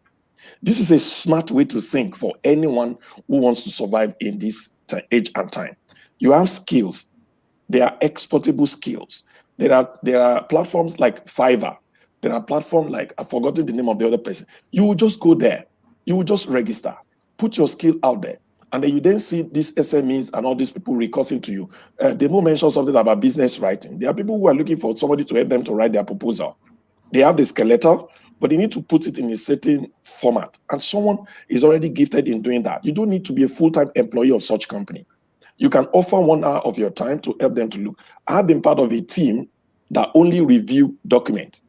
And then because I'm a top expert, they can't pay me the way they will pay a junior expert. So they get the junior expert to do like the first line of preparation of the document and only give the last part to senior experts to review. So these are smart ways of structuring yourselves. As I already mentioned it the other time, you need to be organized as an individual. You have the skill set. We're talking about people who probably even have the skill set now and don't know how to connect with the opportunities. And then we have another layer of the people that don't even have the skill at all. So let's know that there are two categories. So for the categories of those that even have it, but they are not applying their time, this is where multitasking comes in. You need to sit down. You need to come up with a work plan. Okay, how many hours can I be productive in a week? I think a typical organization talks about 40 hours of work every week, if I'm not mistaken. So I have 40 hours. There are 10 companies. Can I afford to give them 4 hours in a week? You structure it. So when you see opportunity in this company, you can latch onto them. And then you can then put your skill out there to be able to earn. And because one person may not be able to pay you 1 million, but there are 10 people who can pay you 100,000 each, you still get your 1 million at the end of the day. So the critical way to look at it now is thinking without the box, thinking without a solution that has never existed, an ability to then now bring those solutions into existence. Thank you. Thank you. Does anyone want to drop a breath on that as well? Brother Jamola? May I Yeah. please? Okay. Oh, okay. Let me take Brother Jamola first. Okay, go Quick ahead. breath. Thank you. I would break it into two. I don't have a job. People are asking for multiple skills, and I need to get more skills. And then the second is I have a job. I want to change my level. I need multiple skills. But then, how do I get those additional skills? Now, if I don't have a job, you've done all the school, you've done all the courses, you've done everything. I think the easiest way is one skill we probably haven't talked a lot about, which is networking, right? We need to network and try to meet people that are looking forward up to working in their organizations, and try to volunteer your time and volunteer your ideas, volunteer what you've learned. So if I meet somebody that is doing this job and I'm asking, when we meet our mentors and we meet those people, what questions do you ask them? You ask them, what problems are you trying to solve and what skills do you need? Oh, I have this idea. Try to help people solve their own problems first. That is when you don't have a job. The reality is, before you know what's happening, you have indirectly started getting insider knowledge and understanding of how organizations work. I used to have a friend like that, and once in a while he would tell me, what are you doing? What can I help with? And I'll be like, okay, maybe this little Excel work, maybe this little PowerPoint work. And I'm like, okay, can you help me with this, provided it's not confidential? And gradually I was able to understand this person's skill set. And when we needed to hire someone, I was able to get him hired. And now when you're within an organization, I think that is even easier. The issue is for those, in smaller organizations, and even in larger organizations, there are things that nobody wants to do. You need to look around and have a list of the skills and competencies you want to learn. And when the opportunity presents, not that you will not deliver on your task, you go over and beyond, burn the midnight oil, and offer to do those extra things. Go and read about it, go and do a course about it. The age and time of saying, oh, it's not my role, I cannot be doing another person's job. Please do another person's job for now. Do another person's job, because even in the context of SMEs, and that's the brilliant thing about working for smaller companies. When you're working for smaller companies, you layer all the skills. When you're leaving the smaller company and you're getting to a bigger company, they need a manager that can supervise people that have these multiple skills. Then it's easier to hire you than to hire somebody in the same organization that has only one skill. And that's why people start complaining, oh, they don't promote in our organization, they rather bring people from outside. Because those people from outside have done multiple people's jobs where you wanted to do only your own job. Thank you. Fantastic. Thank you so much, Bodima. Thank you very much. So I would come in from 3 angles, and I would be talking about practical, real life stories of people. So I'm coming from the angle of skill acquisition. I'm coming from the angle of volunteering and internship. I'm coming from the angle of freelancing. Skills acquisition. So there's a lady in church whose name I can mention. I got permission that we can mention her name. Her name is Tung. She's a pretty young lady, very vibrant, who knows what she wants in life. And she started, when she realized that she needed to go beyond where she is, she started with skills acquisition. And where did she start from? Udemy. And she started learning different skills that she believes that she requires for the next level. After doing all these courses, she got to the point of paying for some of them, to get the certification and all that. And it was via this model that she got a scholarship to no other school but MIT, the almighty MIT, to do her master's on scholarship. As we speak, she has finished her master's. She is doing a job, I think, with a Japanese company. She is in Canada. So it has changed the trajectory of her life. So what we're saying here is, whatever you do not know right now, you want to be in a particular place, you know that there are skills that are required there, you do not have the skills, please don't leave this session, please don't leave the seminar, and come again next year at the same level. Add to what you have. The second story is about internship and volunteering. When I was head of HR in a consulting firm in Lagos, a colleague mentioned the case of a lady and said that, that there's a lady that has nothing to do with HR, but she went to the UK and she studied MBA in human resources, specifying in human resources. But she never had any experience or anything. But she's back in the country. She doesn't have a job. She just wants somebody that she can, look up to in HR space. So the guy said that he wants me to mentor her. So I said, schedule a meeting between me and her. Let her come to the office one of this break time. So the lady came and we got talking. After listening to her drive and what she wants to achieve with her life and all that, I said, you know what? Why don't you volunteer your services to a company that does HR so that you can learn, even if they don't have vacancy? Just volunteer and work with them, even if it's 2 days a week or 1 day a week. Just go there. You don't have any practical experience. You will learn what they do day by day, and you can put it on your CV. It will help you with your next job. So I was given an idea thinking that she would take it elsewhere. She now said, I don't know anybody. I don't know any HR company. So why not your company? I'm like, no, we are not looking for volunteers in my company. So the girl she was a very, very, she knew what she wanted and she held on to me. And she kept saying that, why not your company? That you are saying that they don't have to pay me. So why not your company? And as at that time, we have never had volunteers in my company, excuse me. So I had to reach out to my MD and, that I saw this lady, this beautiful CV. She's very vibrant and everything. And we took her on. We were two, we're a company that was divided into two. We had the HR bit consultancy and we had the training consultancy. So we moved her to the HR consultancy and she was just coming in once in a while. Eventually she said, you know what, I'm not spending any dime on transportation. My husband works on the island anyway. She just got married. That's why not I come in every day and just, ride with him. It's not costing me anything. I just sit down at home doing nothing. So she started coming in every day of the week and we were not paying her. Guess what happened? Some few months down the line, the person that she was shadowing, working with, resigned with very short notice. She got a job that she didn't want to lose the advantage of. They gave her very short time to recruit, to resume and all that. And who else could take up this job at very short notice? It was this lady that was volunteering without earning a kobo, and she got the job. The last story is freelancing. In the same company, I had a list of 140-something facilitators who were doing other things, who were volunteering this, who were freelancing. They had their day job. Some of them had their day job. Most of them were bankers because we did a lot of training with banks.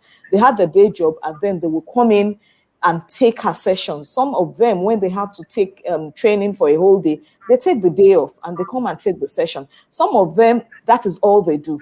They just train for company A on Monday, train for company B Tuesday, Wednesday, train for company. Take Friday off sometimes. Some will even tell you that there was a particular woman that would tell me she has a US green citizenship and she has to be in the US, I think 3 months a year ago or something. And she will train till summer, go off for the whole summer and come back. So those are things that we can do. I can be in my house and be working for 10 companies at my time, earning much more than I would have earned if I rather than getting fixated on I must enter a particular company that will pay me one salary. Thank you very much. Fantastic. Thank you so much, ma'am. Bro Demola said something earlier that I want us to, kind of jump into for a bit. And it was in the area of networking. I'm an entrepreneur and a professional together. Very interesting mix. Most entrepreneurs have a skill of networking because you know that if you don't network, you don't increase your net worth. You don't get the opportunities that you're looking for. But on the flip side, it has been proven by research and, from talking to quite a number of people who are career professionals, that they find networking very difficult. And a lot of times, the opportunities that you're looking for is tied to your visibility. So as a career professional, I work with an organization, I do a 9 to 5. I probably signed quite a number of, all the funny contracts that we sign in human resources. And I still want to throw my net out there to be visible and network. How do I go about it? It's a bit dicey, but I want the professionals in the house to bite a chunk on it. For a mixture of entrepreneurs and professionals, it's very easy. We know how we do it.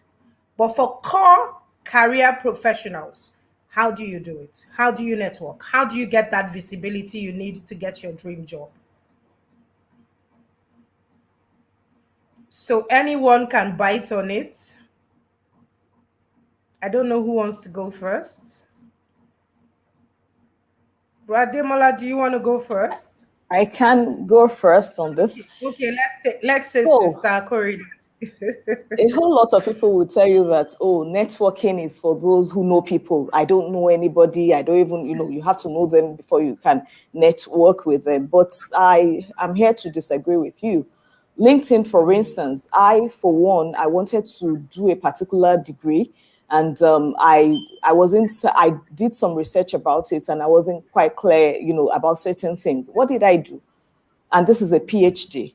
I went to LinkedIn, because I still coming back to research. You have to know what you want.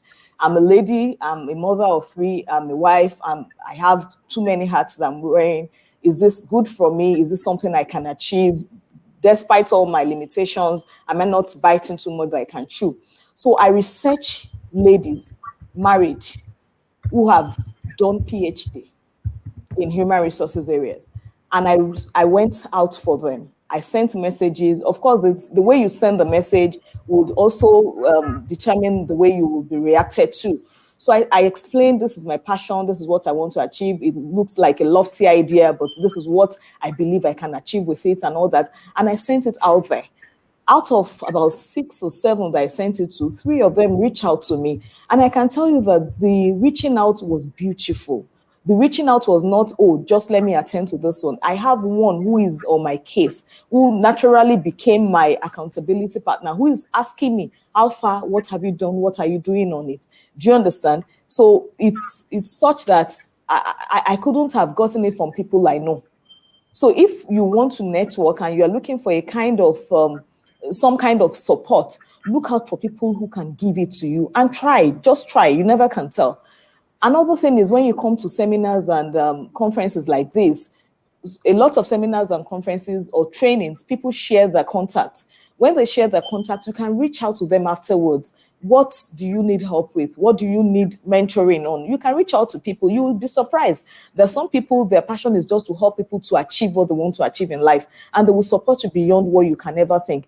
From last year's session, I have 2 people who are still following me in terms of mentorship that from this program last year. Was it last year? 2 years ago, not even last year. From this program 2 years ago, I have 2 people that I'm still in contact with that I know how their career is progressing. Another thing is your professional institutions. If you're an engineer, for instance, you belong to NSC, please try as much as possible to be active in your professional association. Go for the chapter meetings, that is closer home. Meet people, go there every time, engage with people. Don't just go to the meeting, sit at the back and leave before they say it's over. Meet people afterwards, stay behind. One of the other ways that you can do this is alumni. They are calling you on WhatsApp every day and you're ignoring. You never can tell. It might be a lot of things going on, banters here and there, it's eating up your data, but there are still good things happening on those pages. So decide where you want to play and please do network. It's very, very critical to your next move. Thank you. Fantastic. Does anyone want to drop a breath on that before I move on to the next question? Nothing to add. She's covered it perfectly well. Fantastic. Okay, maybe just something to add from my own side. As that Corey was talking about, and she mentioned the issue of the LinkedIn. I thought to also let someone know that networking itself is a skill, right? For instance, I've seen people try to connect with people on LinkedIn or maybe send message to people on LinkedIn, and maybe some people just allow you into their space. And then the next question they are popping up or the way they are saying certain things just makes those people want to unfollow them or connect with them. You need to be smart, especially when you're trying to connect with people probably that you look up to and stuff like that. You need to, first of all, check their profile. From their profile, you will have seen the kind of people they also have in their network. And you need to be smart, when you're trying to get into such network. So what I'm saying is a little bit like tricky and dicey, but it's just an advice for people who want to, because when they let you into their space, they don't only let you into their space, they also let you into their world. And so that's why sometimes people don't want to accept people coming to. So you need to know what you're looking for. I need to be very deliberate about it. Networking is a deliberate act. I think that's what I'm trying to say. Don't just take it on the face value that, they said we should network. And then every Tom, Dick, and Harry. There are a lot of people on Facebook that I've unfollowed. Why? Because I need to free that space for the people that I need to follow or the people that I want to follow me. Damn. So you need to ask yourself, where am I going? And what is going to take me there? Who do I need to carry along? You don't need dead baggage. That's what I'm trying to say. I don't want to carry dead baggage. And you don't need dead baggages. So let me just put that out there. Spot on. Sorry, can I take half a minute to add something to that? Dead baggages reminded me of something that we usually see happen around. People will tell you that, oh, I want you to be my mentor, I want you to mentor me and all that. And one thing we need to do is to go and check what mentoring relationship is. It's a two-way thing, but it is more towards the mentee than the mentor. It is not a relationship for the mentor to be chasing the mentee. And I have some like that, that you're the one who sent something, they're supposed to review, they're supposed to work on, and you're the one chasing. Naturally, I just leave you. I work with you as much as you want to be worked with. So if we're saying that we want a relationship, a mentoring relationship, we should note that the onus is on the mentee to make it work. Even if your mentor is very busy, good mentors will find time for you, schedule meetings and attend. But it should never be it should never be found that it's the mentee that is missing meetings. It is the mentee that is not following through. That's the dead baggage that we're talking about. You are the one that wants something. The mentor doesn't want anything from you, but you that need something, you have to hold on to the mentor and make sure you draw what you need from the mentor. Thank you. Fantastic. Thank you so much, ma'am. I just wanted to drop a breath to the discussion based on an experience I had recently. It was the beginning of COVID, and everybody was on social media. Every CEO, everybody you want to talk to in whatever organization was on social media. And I think that has leveled the networking plane for a lot of people. You now have top executives managing their own pages. They have learned that it is possible to actually be visible on social media because it's part of your own brand as a CEO, as the case may be. So there's a lady I know who wanted a nursing job in one of the oil and gas companies, and sent out a message to a few CEOs who are oil and gas CEOs. And one of them, out of boredom, responded to her and said, "Oh, you want to be a nurse? Okay, we don't have any vacancies currently, but I just checked out your social media footprint and I think you're a fantastic person." One of their nurses went on leave, maternity leave, and he asked her immediately that, "Would you like to come in and work part-time for 3 months?" That is how she got that opportunity to work in that oil and gas company. Until date, she's doing very well. I'll take a moment to welcome one of our facilitators for the High Flyer conference that just came in. Mr. Itayo, good morning. Great to have you. You're welcome. Good morning. I'm doing a mic check. Can you hear me? Yes, we can hear you loud and clear. Absolutely. Absolutely. I do apologize for coming in late. I had a travel, so I am just checking at the airports to make sure that I quickly join you guys. I do apologize again. Thank you. Thank you for stepping in. We really appreciate your attendance. No worries. So we're having a question and answer session. I would love if you could, put your breath into some of the things we were talking about. So that's how she got that opportunity. So for me, I think part of your networking is also your social media footprint. When you do network, they're going to check you out. A lot of times before I even accept friend requests, I've checked out your digital footprint. What do you look like? Do you look serious-minded? Does your page reflect who you are? Does it say what capabilities you have? If it doesn't, I don't accept you. So I think that's an area I wanted to lend a breath on. Who do you represent? Nobody's going to bring you into their space if you don't look like the face of what you're offering them. So it's very important. I'm going to be taking a few questions from the YouTube page. And this question is for Olumide Fatoke. How can leaders use data to guide our employees to make smarter decisions for their financial security without endangering them? And also related, you say, how can we as companies be transparent without endangering ourselves as well? He's asking about data management. You're saying we should get into data analytics, we should manage data better. How do we use data without not exposing our employees, our organizations, as the case may be?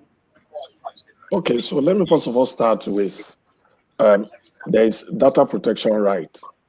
Even every organization, there is a minimal data you can collect from your staff members, and they need to give their consent for you to be able to get those data from them. Apart from the basics, the essentials, your name, whatsoever that is critical for your day-to-day work within that organization. I think no employer has the right to go above and beyond without first of all seeking your consent.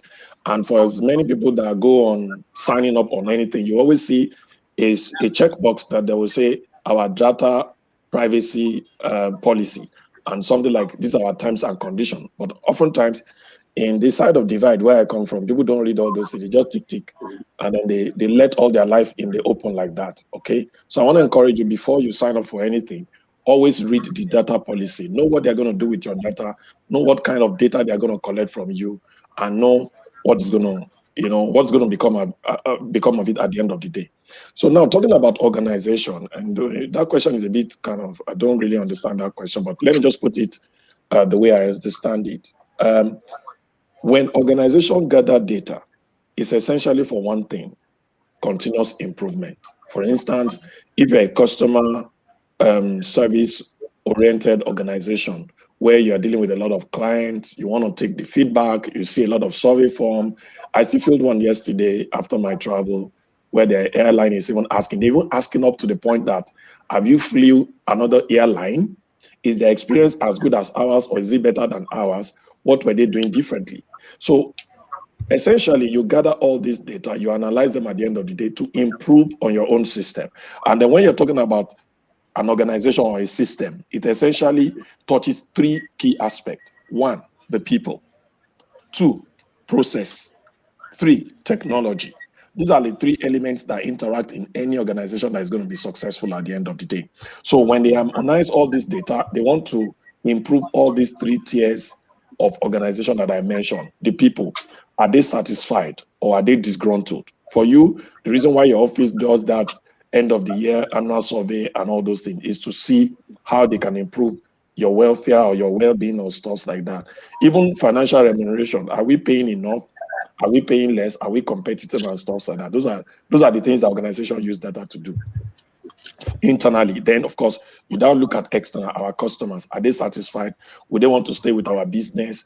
Are we delivering on our promises and stuff like that? So when you look at that generally, I think this is what organizations then do with data.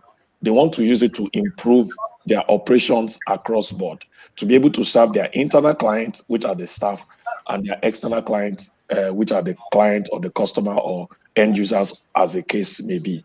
I don't know if I understood that question because you're Yes, not I talking think, about. I think you answered it correctly. Okay, all right. Thank you Thank you very so much. much. Yeah. Okay, so I have a question for Mr. Eyitayo. Looking 10, 20, 30 years into the future, where will we find work and how will we find it? Oh, Jan- interesting. Interesting conversation. Just to quickly say a quick shout out to my boss. Olumide, good to see you here again. Good to see you, Um, Tayo. I've been seeing you everywhere. Okay, so a few things that I'm going to, I mean, I can't project the next 30 years because COVID has taught us not to. But I can make a few recommendations in terms of the next 5 years or in the next 10 years, maybe, some of the few dynamics that we see. Number one thing that we have seen is that there's going to be a distorted, career path. Gone were those days where you would say, I'm an HR person, I'm an accountant, and this. That is going to be distorted in the future. As against building a career path, people would pretty much just build what we call the skill stack. So organization would hire majorly based on some level of competencies because they also want to be able to move you around, department and work roles. The second thing that I also see that is probably going to happen in the future is what we call multi-skilled, potentialites. As against doing HR, what we're pretty much going to see in the future is someone doing HR in the morning and in the evening doing data science, and maybe in the middle of the night doing cybersecurity. That is already happening, especially in economies where multi jobs and multi roles are encouraged. And I think that in our climb in Africa, we haven't gotten there yet, but we will get there where people can keep multiple job roles and multiple opportunities at the same time. I mean, I have a couple of friends that today they do data science in the morning, they do programming in the evening. And as we emerge into the future, what I think that is going to happen is that we're going to have a lot of that. But the most interesting thing is how organizations will hire you. I know the conversations around remote is no more new, but I think that as Africa becomes more intentional about internet connectivity, jobs will be so much connected at the remote level. And that offers you a couple of opportunities and also offers a couple of threats, right? But let me talk about the opportunities. The opportunities that you can keep multiple jobs.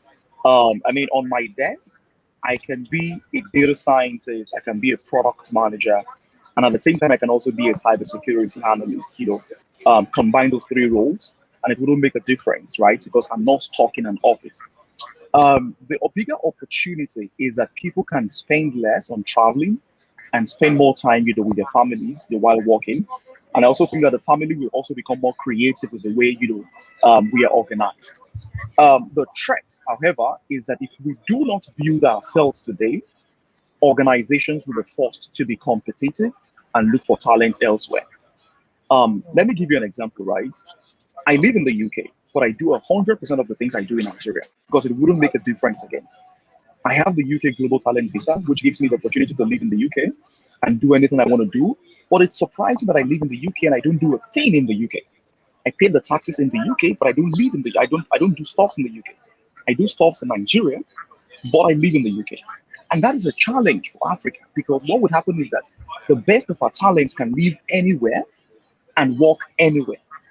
Now that is a distortion because where you live is where you pay your taxes, right? So if I live in the UK, I pay my taxes in the UK, but I make my money in Nigeria. And Nigeria as an economy needs to rethink about the way they want to incentivize talent to live in the country, right? I want to be creative as a talent. And this is not just for me, for multitude, millions of, remember that Africa has a 650 million, young people that we need to upskill. And if the government refuses to take the bold step, people are upskilling themselves, right? I was in Uganda and I met young people in the remotest part of Uganda learning programming. These guys don't want to live in that remote communities forever. They are thinking of bigger opportunities for themselves. What it means is that Flutterwave and PayPal would have to compete for talent in the next 10 years. And if the economy where PayPal is based provides an incentive for our talent to move out of our country or our continent, our talent can work for a business that is based in a more developed country and still work for a business that is based in a developing country. But the question is, what is the economic advantage or economic return for our own economy if our talents move, right? We talk about remittances. Remittances could not be enough when you compare to the 45% of tax that I pay, in the UK. So this is a challenge for the government to become more intentional about the way they incentivize talent. But, this is capitalism, right? Businesses don't really care. What a business cares about is how fast can I get a talent and where is the talent based and how productive can the talent be, I don't really care where the talent comes from as long as you're productive. And the challenge here is that organizations can hire the best of our own talent, but they don't have to be, in our own country. And that is challenging. So I know so many amazing smart product managers. I don't want to mention companies because I belong to the same ecosystem. I know so many top technology companies that are based in, Nigeria that do not even have their talent in Nigeria. However, the talents are actually Nigerians. So they pay them and they pay them a whole lot, but these guys pay the taxes abroad. But if you think about it as a talent yourself, it's an advantage for you because it offers you the opportunity to, live anywhere, work anywhere, work for anyone. Let me take 2 minutes before I round up and hand over back to the host or the moderator. What should you be learning today?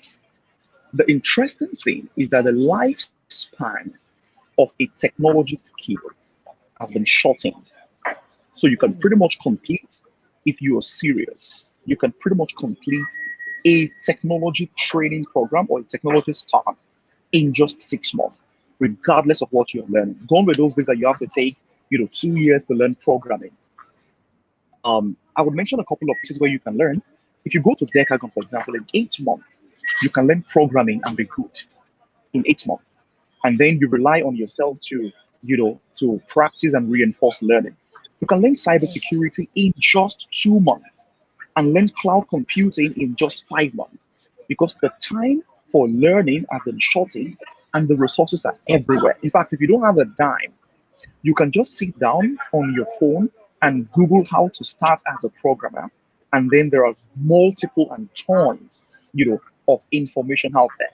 So in the future, because my friend mentioned 30 years, in the next 30 years, the world is going to be for those that invest in human capital development or self-development today and prepare for tomorrow. But you need to learn everything data and artificial intelligence.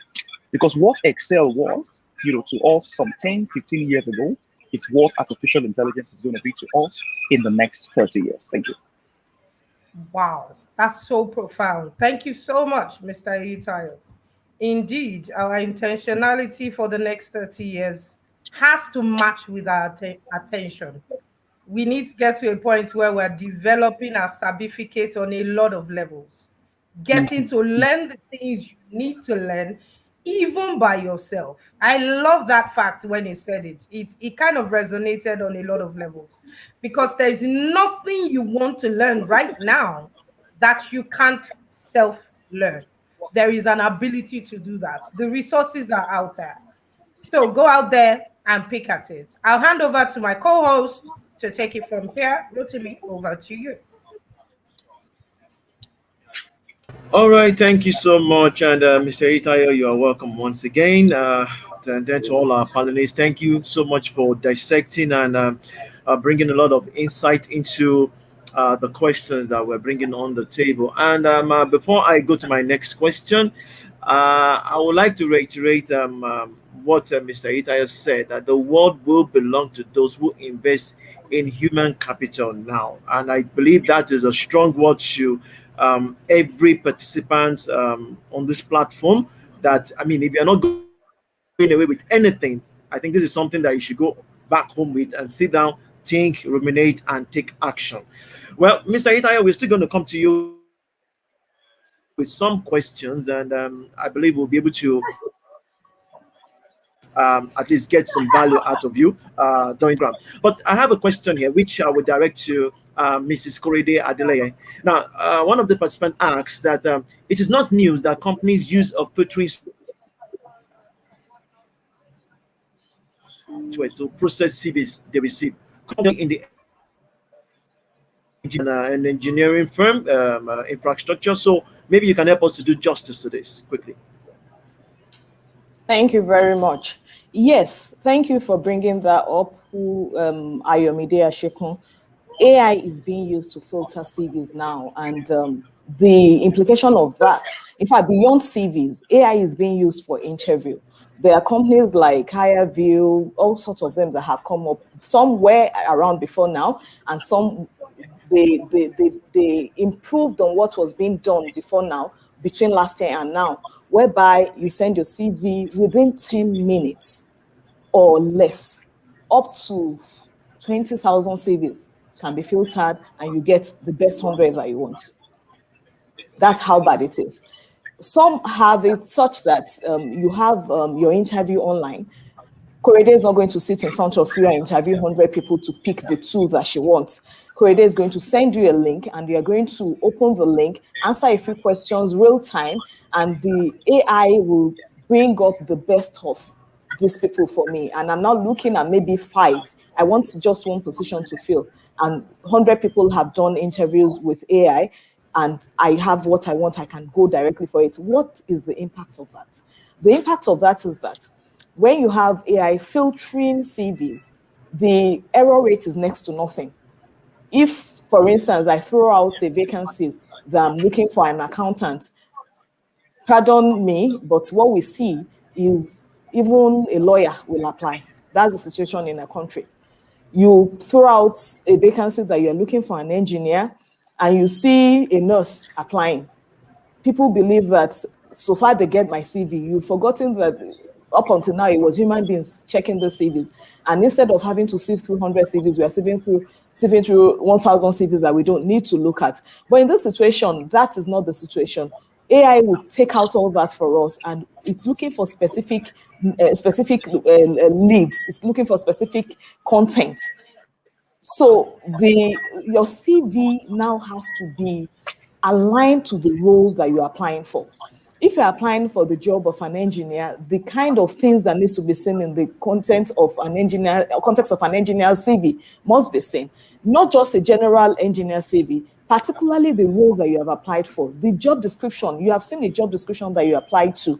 Your CV must be aligned to that job description. And how does that happen to us individually? You can use one CV because I'm an engineer. I applied to company A because I'm an engineer, and they're looking for engineer in company B. And I think I can just throw out the same CV without necessarily looking at what specifically did company B ask for. And what have I done in that space that I can just adjust my CV? I'm not saying to lie here, but you can reword your CV to align with the kind of words that they use, so that if they decide to use AI, your CV will not be filtered out. Because the precision rate is now higher. It's not a human being trying to translate that, okay, if he does this, he can do this. No, if you're not within the limits of the kind of words that AI is looking for, you probably will not get it. Another thing which has been mentioned on this session is that I want to reiterate is qualitative measure of your CV. If you want to write your CV, don't just put responsibilities and copy and paste your job description. Let your CV be qualitative. Quantitative? What have you done? And how much have you saved your company within this period? If, for instance, I'm an HR person, I have recruited X number of people, instead of putting it like recruitment and how do people usually put it? Recruitment and selection of employees for the organization. That doesn't give me anything. If you put, I have recruited X number of people and saved, and I've been able to save my organization X number, or this is how I have helped my company with the turnover rate, or this is how I have done internal training for my organization, thereby saving X number of money that would have been used for external training. Those are the kind of things that we are looking for. So your CV should be such that whether it is human or AI, you have a higher opportunity of being selected. So it is not specific to engineering alone, it is all jobs. AI is being used for all jobs, and you have to do your CV in such a way that it helps you. It's a tool. It's a very good tool that you can use to open up doors of opportunities for yourself, or doors of the trash. Your CV can just continue to go into trashes of companies if you are not doing the right thing. Thank you very much. Awesome stuff there. Awesome stuff there. Thank you so much, Mrs. Korede, for dissecting that. Okay, this question will go to Mr. Itaya because I felt that it's quite important. We get his view about this. Okay, so before you came in, Mr. Itaya, we were actually talking about the future of work. Okay, and we are saying that it is here already, which of course you've attested to and given us some some insight into that.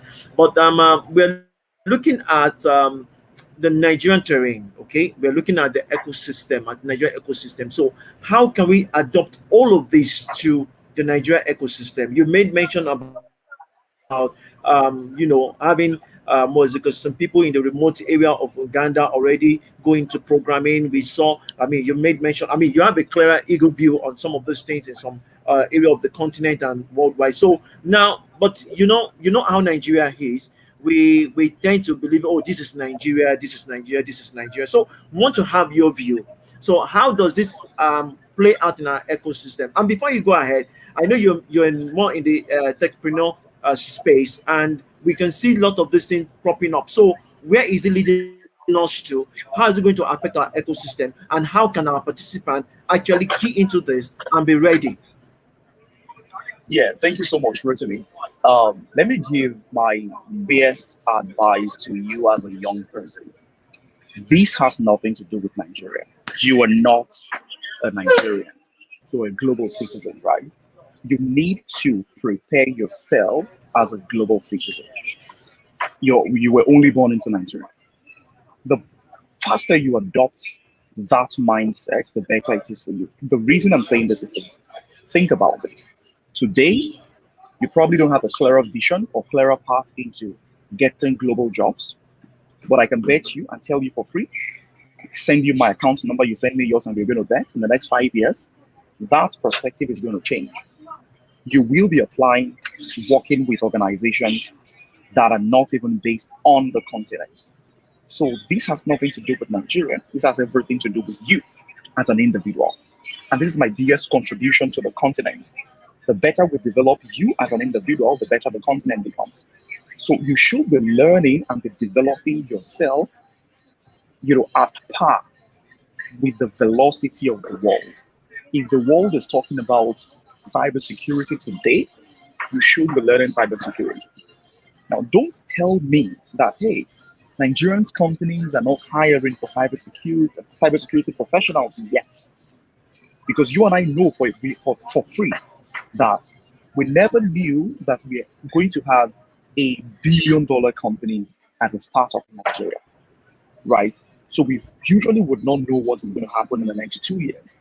But we're talking about the future of your work. So you want to be preparing yourself for the future. And one of the easiest ways to do that is to develop yourself at par with the global dynamics. So when we say the global dynamics, you need to be asking yourself, what are the top 10 skills that employers around the world are hiring for? Because if you want to work with a local company, the local company is competing with global brands. So let me give you an example. I run a technology company in Nigeria, and it's interesting that we are competing with global brands. 20% of our students that learn on our platform are not even based on the continent. They are not based in the country. And just this morning, I was having a conversation with some of my team, and they said, just last week, over 40 Indians, and people from Pakistan, Bangladesh are registering for our program. What does that tell you? It tells you that we are also competing with Indian brands. We're competing with Bangladesh brands. We're competing with Pakistanis. And that is the future of every business on the continent. Businesses in Africa will have to compete with global brands. And as they compete with global brands, the talents would also have to compete with global brands. So you are the future talents, for the continent. That means that you need to develop yourself, at par with what the global dynamics are saying, with the global dynamics. So let me make this a little bit simpler. If you ask yourself, what should I be learning today? You shouldn't be learning the skills of the past because we're talking about the future of work. You should be learning the skills of the future. 10 top skills that World Economic Forum, Coursera reports, International Finance Organization, top leading brands are saying that you should be learning for the future. You can just Google it. What are the top 10 skills that I should be learning? And then you should pick one of them and build your career around them. Right. And I know that the government is also becoming very intentional. I mean, the Minister of Youth Development, for instance, got a partnership with Coursera to make learning free for young people. Ingressive for Good has a free partnership for you. I'm giving you free stuffs, right? I'm not even marketing my organization where you're going to learn, not for free. You're going to learn with your money. Ingressive for Good, for example, has a partnership with Coursera to help you learn technology skills, for free. You can actually get a loan from Lagos State Employment Trust Fund to learn with university. You can get into Decagon without paying a dime and pay back when you get a job, and Decagon can help you fast track that. There are so many opportunities for you to learn. And these are Nigerian brands training you for the future of work and also training you, for the areas of skills that you should be developing. So every time I hear things like, hey, this is Nigeria, how should we be doing today in Nigeria? My response is always that this is not about Nigeria. It's about the global dynamics because our talents are not going to compete just with local brands. They're going to compete with international brands. And our businesses locally are not going to compete with local brands. They're going to compete with international brands. So we should be developing our talents, at par with the global dynamics and the global demands. And that's my perspective towards that. Well, If I may add, please go ahead, sir. Please go ahead. thanks so much, Eitaya. That's super fantastic context to this, and I love the way you've put it. My latest way I put things is I don't even go global. I tell people I'm not Nigerian, I'm African, and I think it's also looking at the wave that we have started. Starting 2021, the Africa Continental Free Trade Agreement was ratified. So what it means is that, in the next couple of years, there's going to be a progression towards being able to have free trade, free movement of people, free ability to be domiciled and all that. It's going to take a while. It's going to take exactly those 20, 30 years that, or even a bit more that the question has talked about. But what it means is that if we are not producing as Nigerians, if we are not being productive as Nigerians, we would either way be competed out and would only be consuming. So ultimately what it means is that every business knows that I was also on another I was attending a conference last week, and I think it was the one of the panelists, I think it was the president or the ED of MTN, was saying something like, see, there's no way you can run away from Nigeria as a market. And that's what it tells you, is that if you're doing business in Africa, you can't run away from Nigeria as a market, but you can bring in talent, just as Itaya said, into the Nigeria market. So what would happen is that, yes, we'll say this is Nigeria, things would move, people would need talent, you will not be a fit. And people from other countries within the continent globally will be able to freely pick up those roles for us that you should ideally be able to get into without any stress as a Nigerian. So I think seeing it, totally differently and really understanding the fact that, people always assume, and I think there's also this mentality as Africans that I see, that as Nigerians that I see, that we always so quick to look at the UK, the US, and forget the fact that even within the continent, there are tons of opportunities that you could build yourself for and be able to, get into opportunities within the continent. I've been to a few countries on the continent, and there are a lot of Nigerians doing well and doing great things in different, institutions and even as entrepreneurs on the continent. Thank you.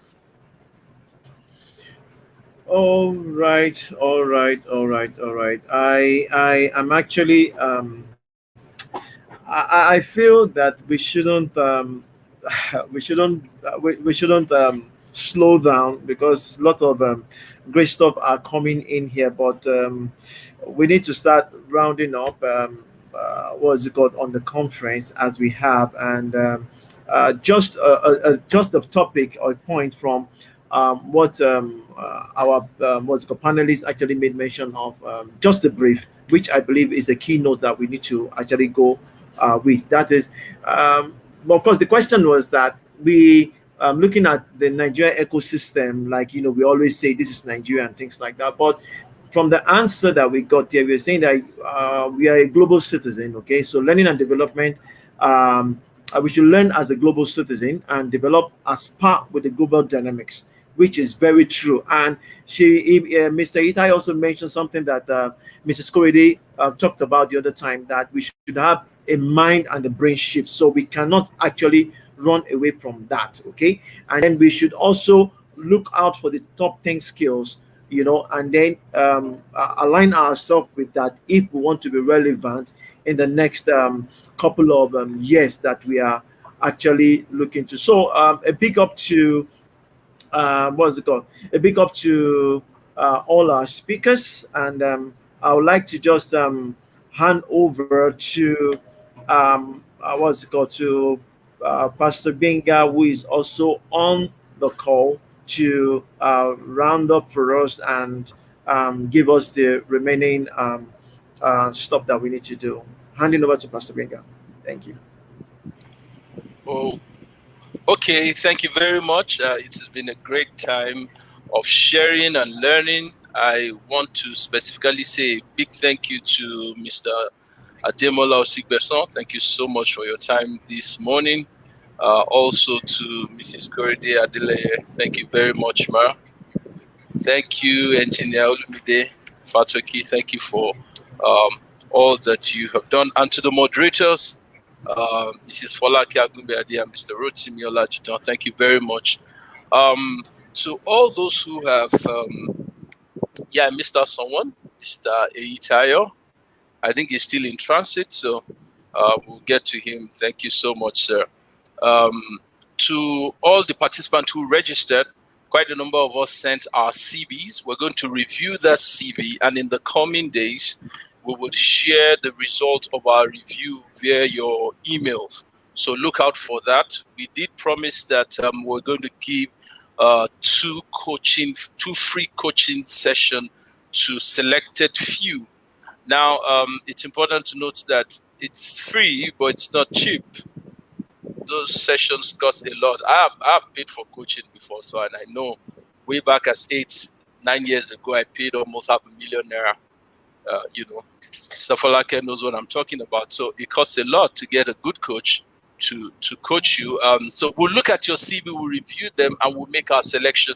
Once we select, you get selected, we'll send you an email, get in touch with you, and then we take it up from there. We have your emails.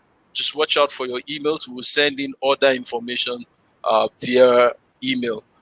What is most important, like I said at the beginning of this e-summit, is the fact that it's not what we say that really matter, it's what you do with what you heard today. So if you go and sit on it, nothing gets done. You need to move, you need to take the knowledge that you've gotten from here, put it to work, and watch your life move up.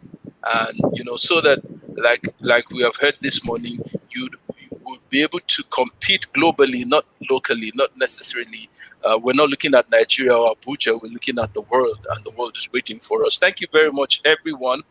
On behalf of our lead pastors, Pastor Gordon and Pastor Shea, we want to say thank you to everyone who has made it a day with us today. God bless you. We would see you sometimes very soon. We know that this is annually, but we'll come up with some other programs that are in the pipeline.